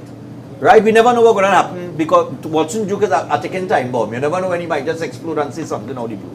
My point is, that little squabble there, as much as they came with a wave, that green wave and take over Tobago, just that little clash right there, people don't start to doubt, well, these people really... No, I don't believe so. I think the Doubting Watson Duke. They see Watson Duke for what he is really. I want to say I think it's both something sides. I think it's both sides. That you are not responsible for what people think. I used to believe that if you give people information, they will make the right choice. Okay. Yes. And I have spent a long time drowning the public, all those live videos. That is what it was, inform, educate, and empower. That's what I said the purpose of it was. I didn't know where the political party would reach, if anywhere, but that I would inform, educate, and empower the population. And for the most part, we've done that. We've gotten people to a point where people are having conversations on things that the government have said that they know. Exactly. I understand that. But I just want to say this. I thought that if you gave people that amount of information, that they would stand up. People share all these memes. All the people have to do is stand up and they gain over. They know. They understand. They understand. And still, we are pulled apart by tribe. Still. Because they're not seeing, they know it, but they're not seeing bridges being built. You see, Understand what I'm saying? I hear what you just said. They have to see, that movement when you said coming. Watson and Farley, right? And I tell you, from the position of somebody who is responsible for a political party, it is very difficult to be dealing with the two things, where you have to deal with personalities that attract the votes, and you are dealing with people who contribute to the positive movement of what you're trying to do, so that if you get into government, you could deliver. I understand why Duke and Farley fall out. I understand. That's personality clash. That is Duke becoming relegated to number 2 in his party. You knew the man you're dealing with. It is the reason they get to where they got to. So that's the conundrum. You cannot need that personality to get you in the government. When you get in the government, you're trying to relegate the man to a backseat. That ain't gonna work. It ain't gonna work. It ain't gonna work. It's a funny situation. But he's what happened? let me ask you something. But think about Let me just it. ask this. Duke is the leader of the party, right? He's the leader of the PDP. Yeah. Right. Farley. But Farley don't need the PDP again. No, but hold on. I come in. Farley is the chief secretary. Okay. That's the most important part. Who win the election? The PDP. So if Duke now was to cast Farley out of the PDP, No. it do affect the THA? No. You see all of them inside there? All of them are individuals now. If Duke pull out the party, all of them are individuals. No, they could form the whole party. There's a section of the constitution where if you get into parliament under a party and you leave that party, the party can kick you out of parliament, but it does not. Nah, it don't work like that. Yeah. Yeah. All right. Yeah, That is what Kamala triggered to put Volney out. Yeah. That's what she triggered. That same act is never asterisk, is an actual edit. Yeah, but then the people, the people vote for you, so Yeah, you would still, you might mean the party. No. This is crapo politics. Now, when Eric Williams said you put crapo in a Balize tie and it will win. In the UNC and in the PNM, for the most part, people get trotted across a stage coming close to election time and the crowd wave the flag in a frenzy. They didn't know them. They never met them before generally, a lot of the new people. But the leader tell you vote for this person in your area. And you're voting for the leader and you're voting for the parties and the voter, it doesn't matter. But it's supposed to matter. And this is where we go wrong. Because in my constituency, after I vote Kamala into government as Prime Minister or Rowley into government as Prime Minister or anybody, the person on the ground in my constituency is my member of parliament. And the things that I needed fixed in this budget didn't get addressed. Populous things got addressed to keep the government in office. In office, yeah. But it didn't affect the things in my constituency. And the further your constituency gets from Port of Spain, the worse it is for you. Yeah. But that is why Moruga and Point Fortin are like the lands that time forgot. and Matlot and And Tupo Matlot and and all those these I places. disagree with you because Mova is in Port of Spain. Mova Lavanti Ride. Well, is in Port of Spain. Mova still Beatam have, is on the way to Port of Spain. Mova still have a good man representative. Let me talk about Lavantil. Lavantil, right. But I mean, But- East Dry River, all that is close to Port of Spain. Stephan, the day, I remember Nelson Street on Port of Spain, Phillip. I remember when Nylon Hippolyte was the member of parliament, I think it was Lavantil West. Lavantil West, yeah. Lavantil West, Lavantil yes. West. I told Nylon in a radio show, I said, Nylon, marginalize yourself, boy. Tell the people of Lavantil West, let them not know if PNM could win or not. And all of a sudden, you will see development. All of a sudden. But right now, it doesn't matter. Yeah. There's usually It's like a woman you have in a house. Yeah, I know when I tell you, look, you Yeah, go with it. yeah. That's the analogy they use. A woman that running you down, you gotta buy a sheet of flowers. Yeah. Exactly. Exactly. So, Yeah, so- but so- you know, sexy underwear and all that kind of Cocorit thing. have no flowers to get. What does that mean? She's that much behind you. Nah, you see when they get Get a horn, fed up as she ain't one when you get a horn, the day you get a horn, Take the analogy to the right place. the Hey, day you get a horn, Yeah, you want You want to do everything. Boston, every developer in Trinidad, talks to those political parties about Cocorit. Cocorit is a bowl of potential billions of dollars in real estate development, you know. If you get everybody who in Cocorit out of Cocorit, you could build a Westmoreland across from Bayside Towers and move an escalator across the highway. Yeah. They have plans for that.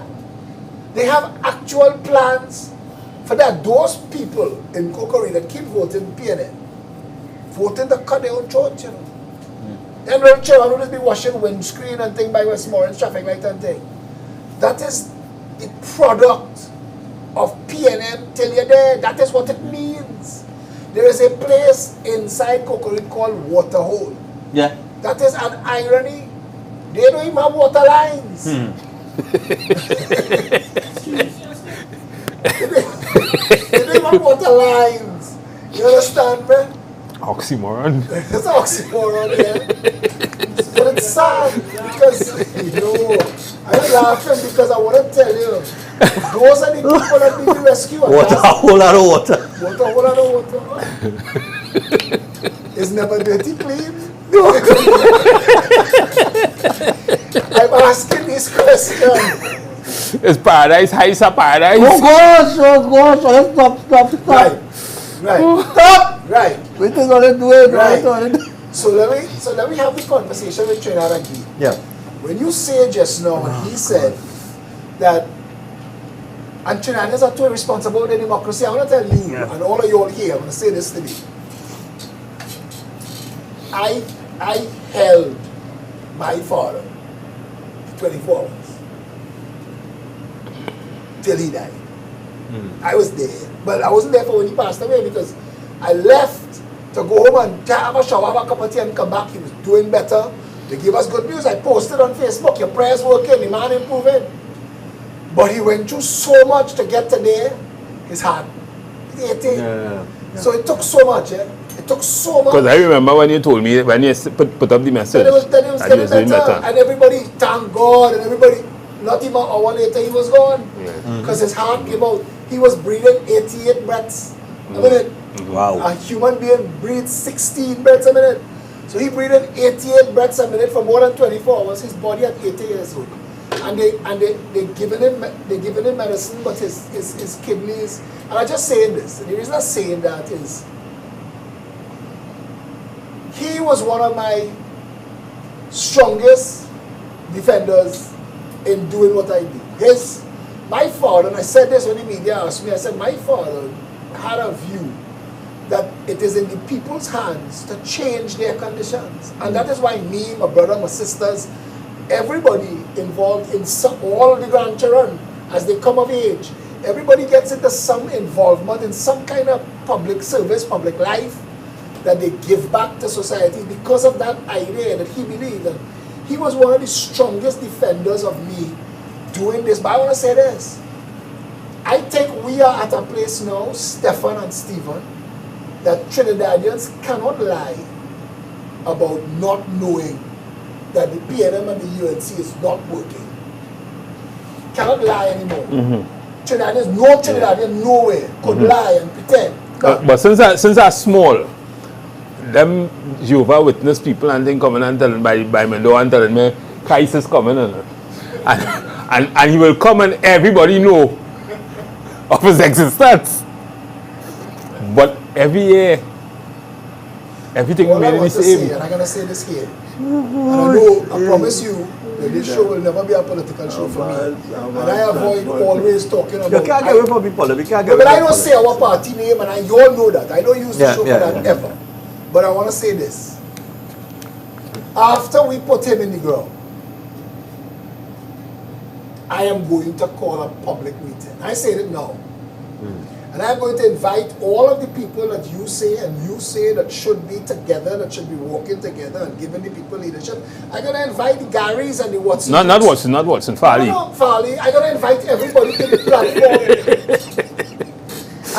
Don't diminish your credibility. You have some value. No, let me finish this. And I am saying this because I am going to put out the effort to call the meeting. Stephan, you have to be there. Stephen Matteson, you have to be there. And every single civic-minded, outspoken patriot will be involved. And you know you have a lot of people who was in the PNM who would be interested in... My number is 682-2110. David Welch, you can put my number on the ticker. Because they and all believe that the PNM not doing anything Anybody who wants to for the country. Meeting, I'm saying, next week, Thursday, at 10:30 in the morning, we put my father in the ground. That's his funeral. And after that, I am going to make sure that we have a public meeting, and every single one of those people who said that Trinidad first and country first and let's fix the problems, I'm going to say with open hands, come on this platform. Let us tell Trinidad and Tobago that we will find a way to write a contract with this country. Now, no matter if you and I fall out, emotional intelligence, not like Pandey and Robbie and Borat in a hole and all this kind of nonsense. We will engage in emotional intelligence and sign a document, a contract with the people of Trinidad and Tobago that says, if you put us in office, we will see it through even if you and I fall out. You can hold me and take my girl. We will see it through. Don't do me that. Serious? Don't do me that. No, serious.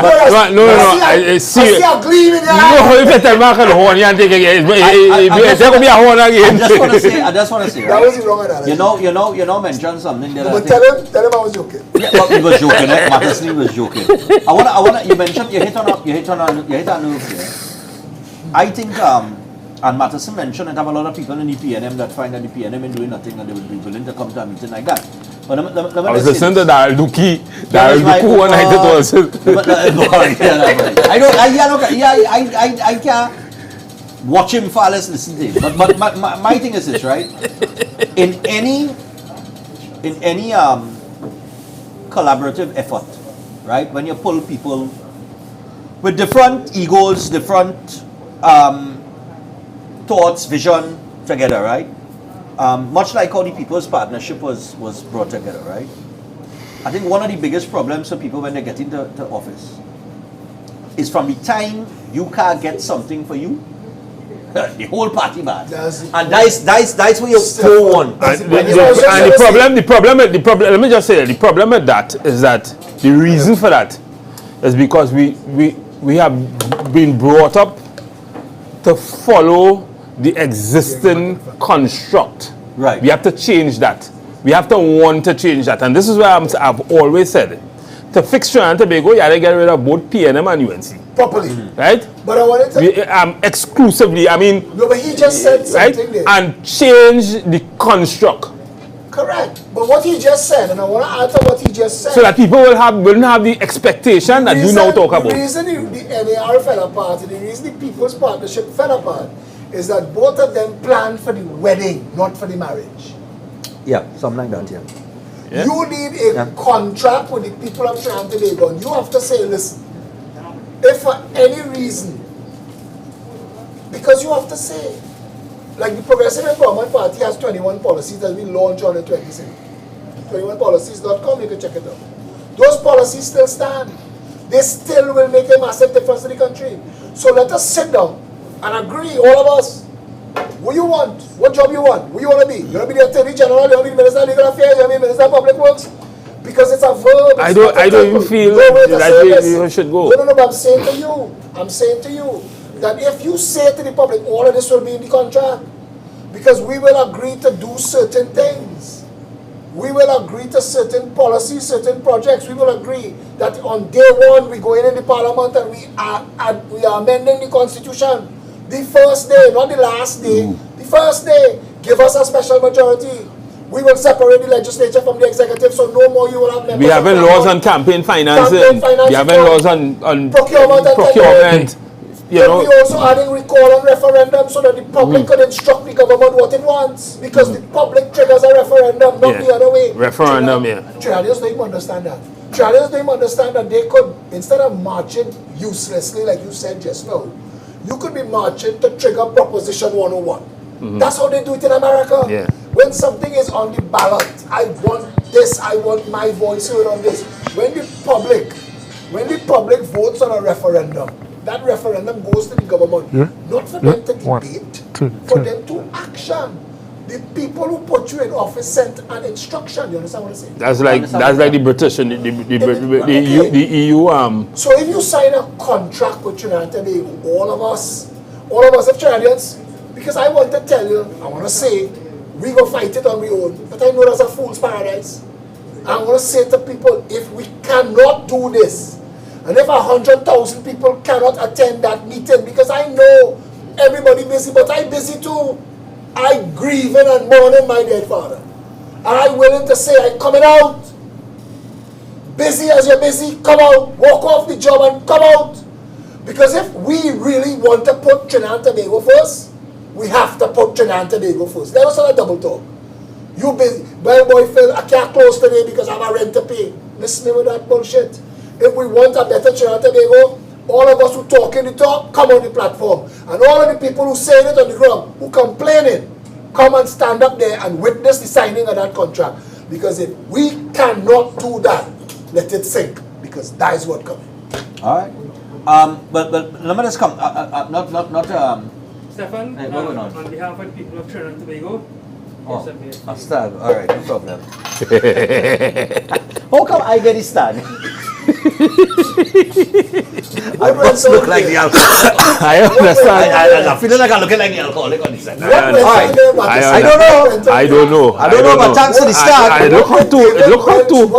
We are new producer. Where's Satish? And they bring an opener for me too. But let me just say this. Hearing you.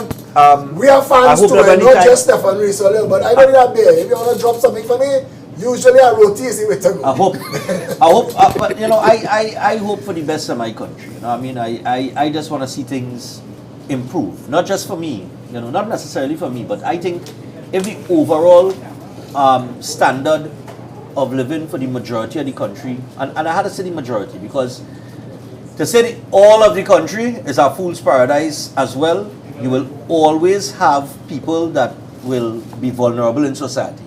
You can't help that. In the first world countries, just can't help that. Well, at least majority of them. Scandinavian countries seem to have a terrific model in dealing with social democracy. Right. So when that time come, I don't know, whether you'll see after the funeral and when you make the call, what happens as it relates to that.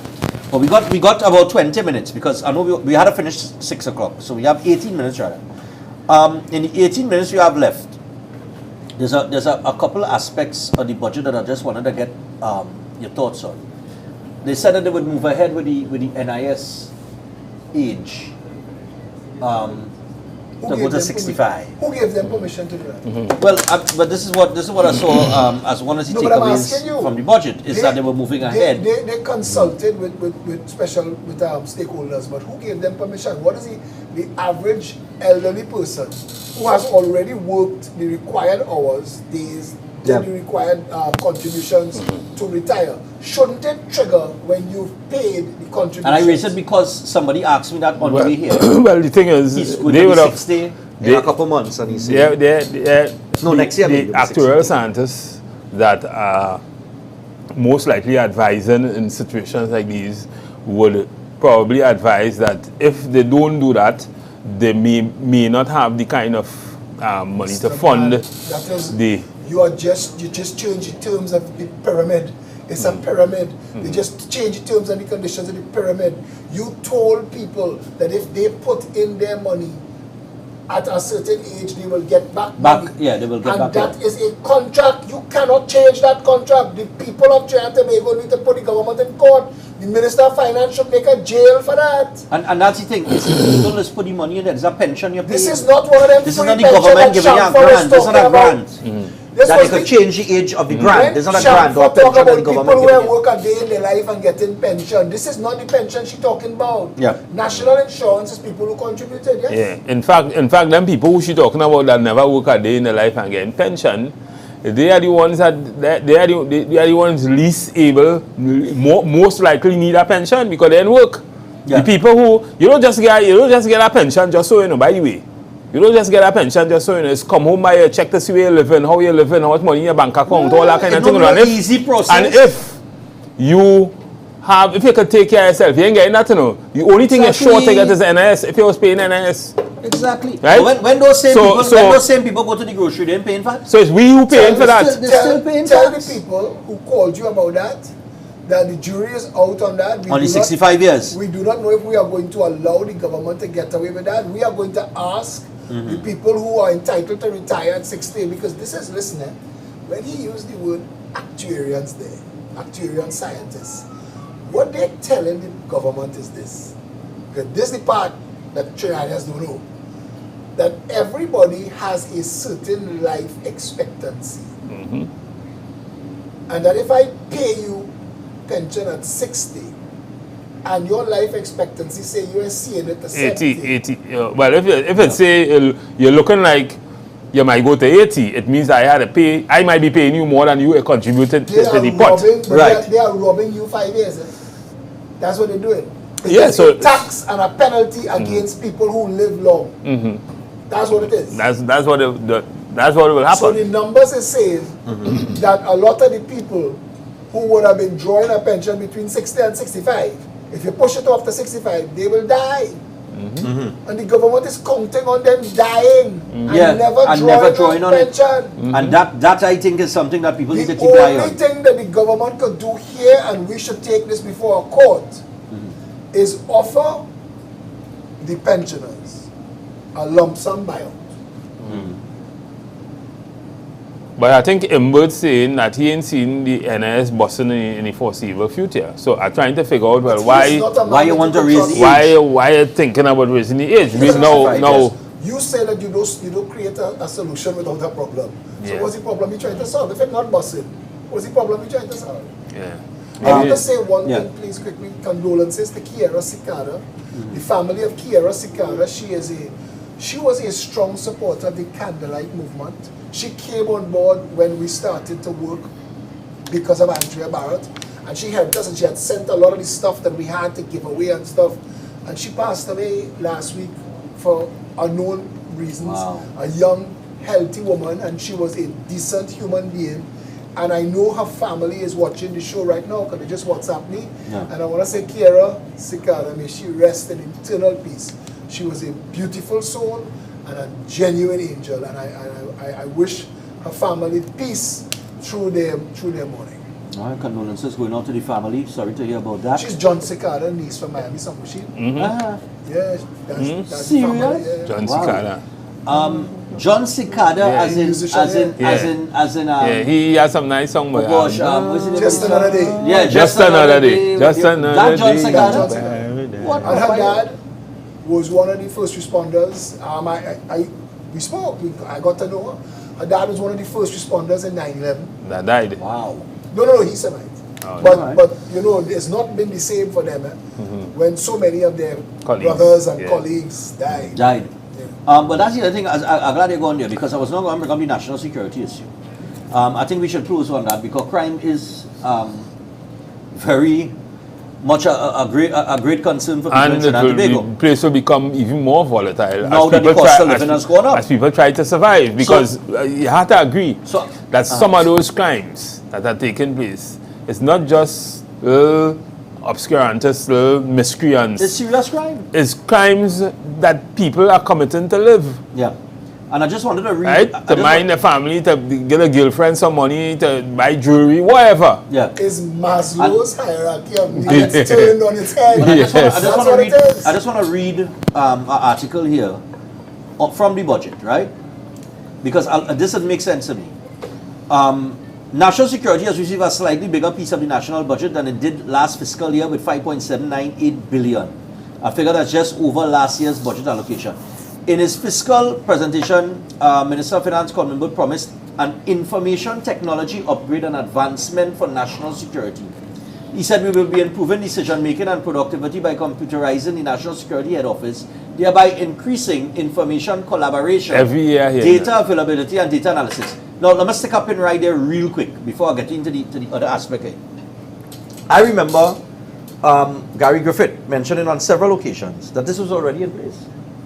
And they came in, when they got rid of him and Fitzgerald Hines came in, Fitzgerald Hines dismantled the National Operations Center, which I think could be termed as a information collaboration between different agencies of national security. But you've interviewed Gavin Hira already. Gavin Hira was the man who was responsible for launching the National Operations Center. And he was responsible for that. And you should bring Gavin Hira on your show Right. and discuss that with him. I will consider that, because my thought process is this: if you dismantled all that technology, where's the equipment?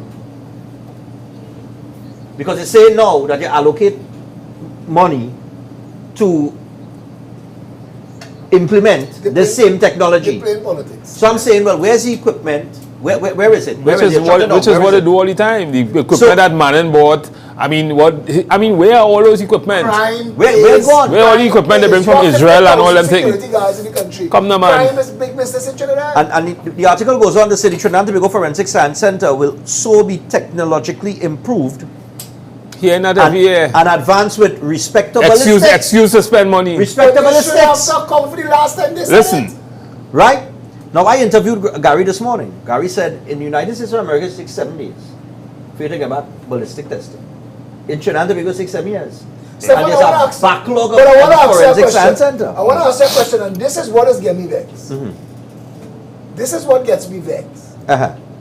The information that you get on your show is predicated on if people happy with each other or vexed with each other. Because none of this I think it's none of this is new. but let me just say I know, something. but I'm None saying of it. it is- I'm saying it. Am I'm saying I it. incorrect in saying that none of this is new? Where is the money for the forensic center to deal with the backlog of bodies? When this little child died down the islands, they give the father the body in a drinks cooler. Where's the money for that? No, I understand all of that, because all this is what I'm saying. All of this that Imbert spoke about Holy It's things that Coast people, we know we you're taking calls. hearing about this for the longest while. But this is the classic here now.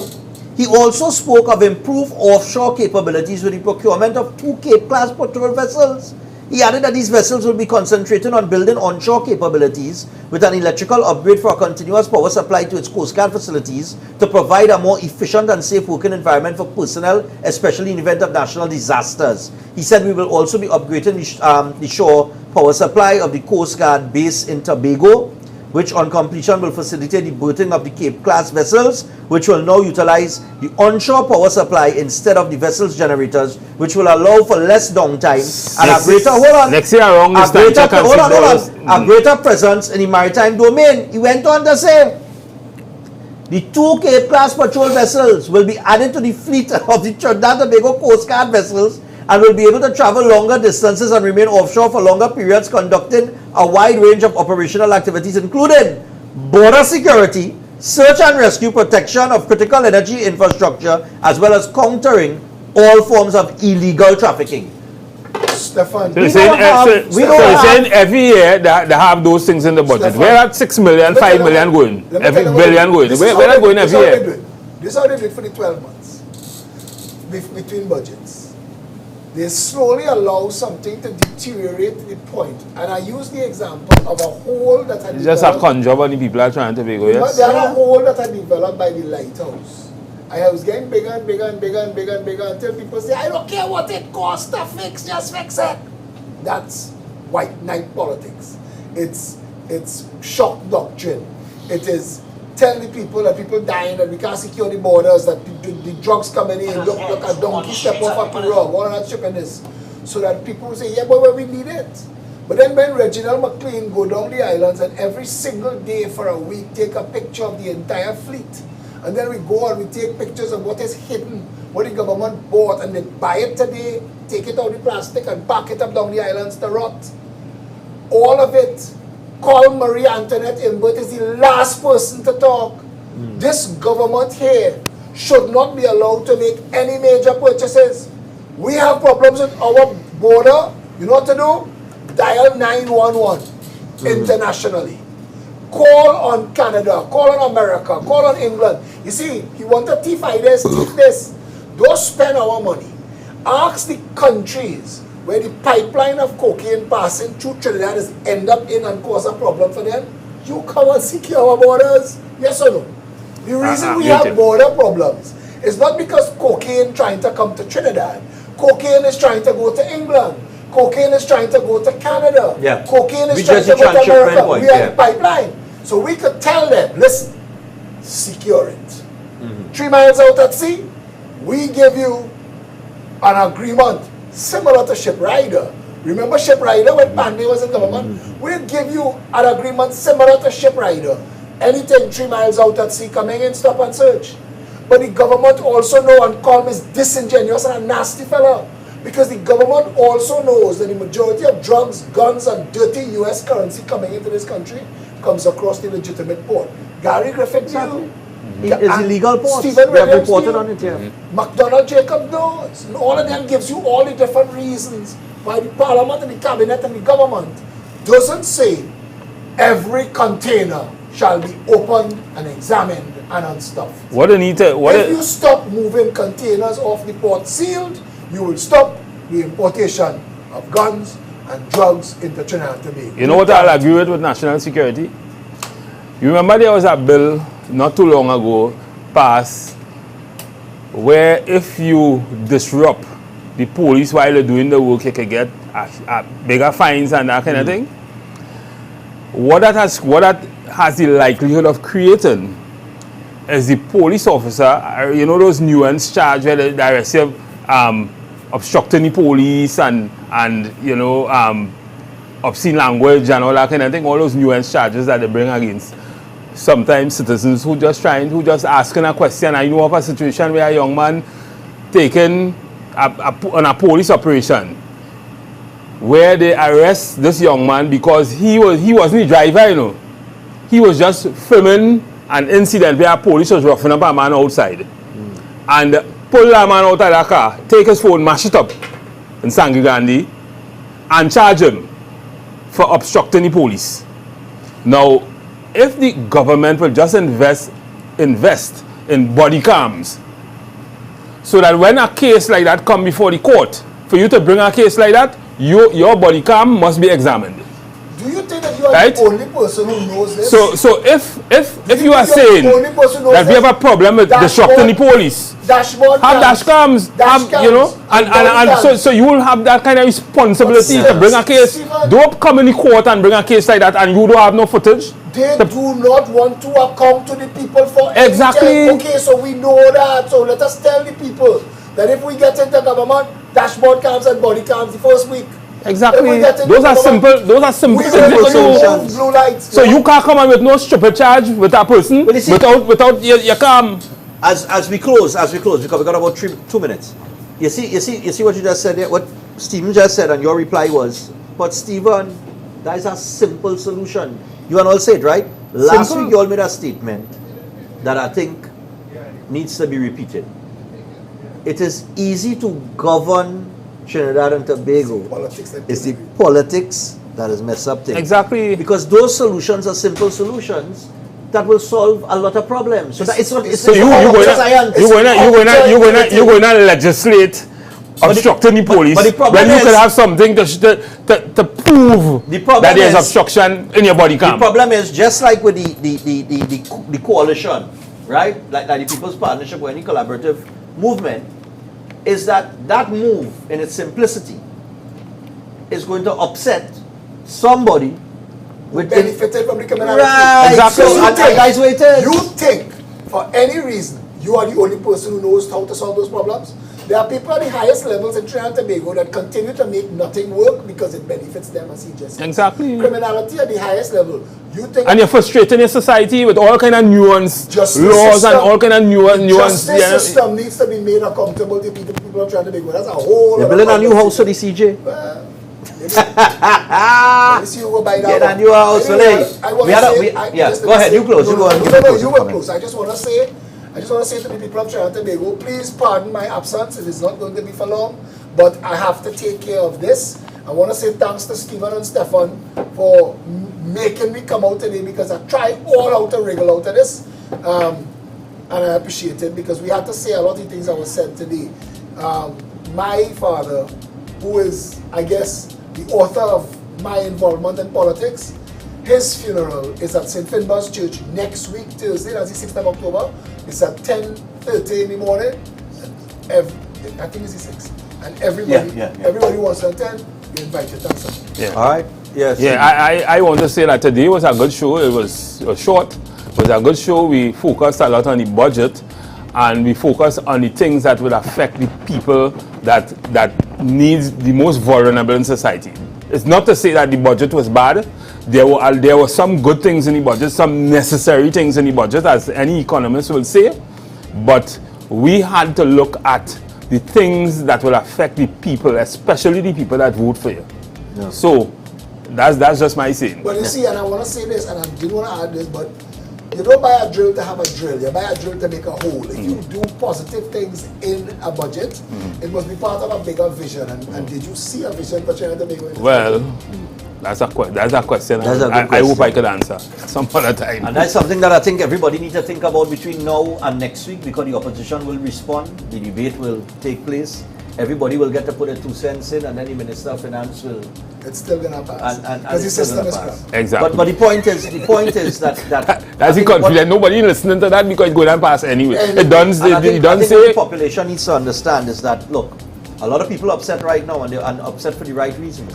You're upset because if you fall within a certain socioeconomic group, within a certain wage group, it going to amplify the pressure that you're already under. And that pressure coming with loans that you may have Risk for taken. impact. Yeah, that coming with loans that you may have taken, mortgage you might have taken out, things of that nature, that now you have to continue paying, and you have to dig deeper and find the Any little extra. bit of extra money that you had at the end of the month going to get eat up. Eat up.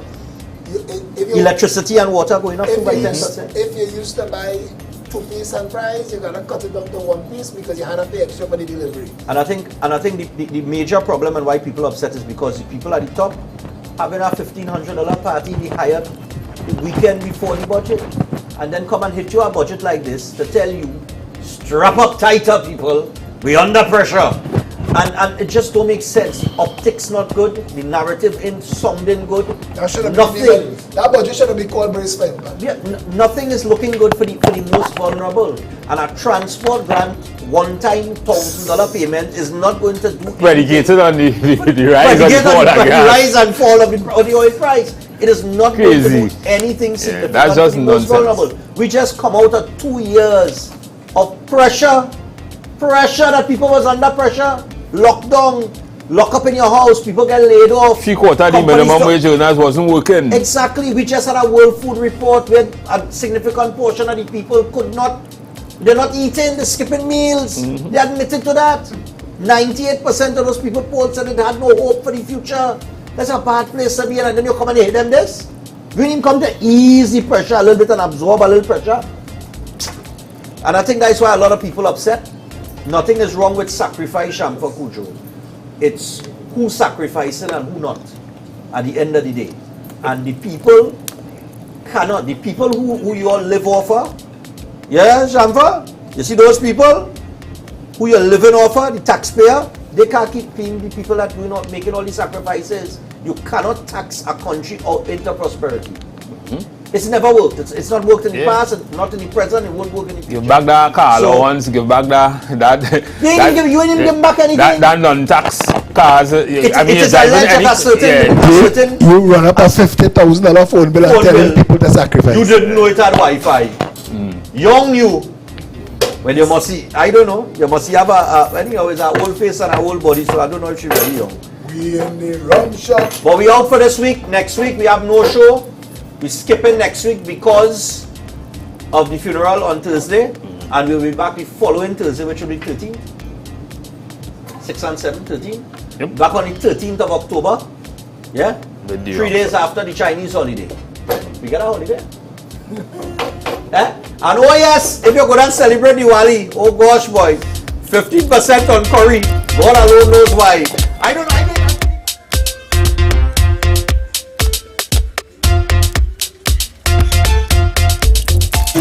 Darren's Air Conditioning Services. Professional services at affordable prices. They have air conditioning units starting at $2,700 with free delivery, installation, and Wi-Fi ready. We supply Pioneer, Lennox, Comfy, and Infinity, all at unbeatable prices. Servicing of a 12,000 BTU at only $150. Don't forget to check them out on Google, Facebook, Instagram, and TikTok. So contact Darren's Air Conditioning Services at 749-8245. Darren's Air Conditioning Services. Professional services at affordable prices. JC Men, Gen Couture and Studio 52. Your one-stop shop that meets all your needs. From men's clothing to women's fashion, it's all here under one roof. This is shopping galore and fashion with a difference at Studio 52. Come visit us. We're located at Penco Street, Chaguanas, or call us today at 1-868-775-1747.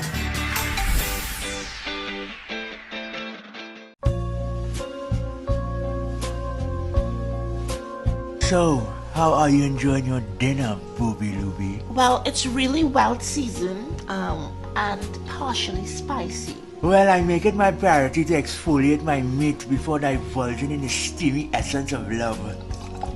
Yeah, you know what I mean? Rock back. Did he just put Alcalado in here? Are we still speaking about the food? Of course, Booby Looby. Look, let me emancipate the AC to cool things down. Oh my, that's cool. Yeah, that's Neil cool, baby. Now who could be possibly summoning my time at this present moment? Don't move a muscle. I'll be back. Oh, Neva! Everything good off. Gani I shop. Wow! Neva! I see you walking away. Who's that? Need cool. Who's that? I can't say who. Next one. Alright, Bobby Lobby. Apologies. Now we'll. What you doing inside here? You want in wise for it, done already. What? Who's that? You want to say again, right? Need cool, boy. Need cool. Come on, man. Now cool. Come on. You're killing my date, man.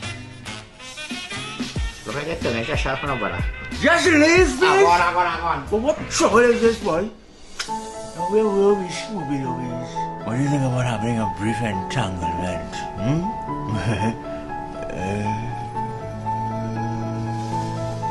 Yeah, where you want ice? I tell you, Neil Cool, boy, Neil Cool! Who's that? Just go to the place of the Oh, man, yeah, go find a place and move so boy. He doesn't overdo it, man. He doesn't overdo it. You're just inappropriate, man. Oh, shucks. I'm cramping my style, man. Rock back. If you're looking for the coolest of the cool, just call Neil Cool. Guaranteed to have the best prices and after service care. And if you're looking to save big on your electric bill, ask about the ATL units, 7 years on compressor and 2 years on parts. So call them today, message on Facebook or Instagram and get cool. Stay cool with Neil Cool. Welcome to the Pharmacy Hub, located at 1A Gillingham Junction Road, Chagonas, opposite the Charlieville gas station. Come on in and get 10% off all prescription and 20 to 30% off selected dispensary medication. At the Pharmacy Hub, we have a wide range of over-the-counter drugs to provide the best quality of health and fitness to you. From personal care items to stationery and toys, the Pharmacy Hub has got you covered. The Pharmacy Hub, providing the best care at the best time to you.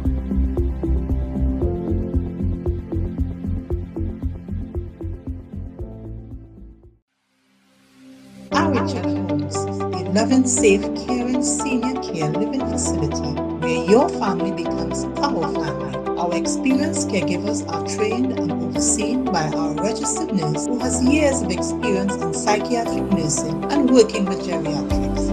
We provide a safe living environment for your loved ones. Come and visit us. We are located at 4 Roads in Diego Martin. Richard Homes, we are family. View us on Facebook, Richard Homes. Contact us at 684-2873 or 468-3186.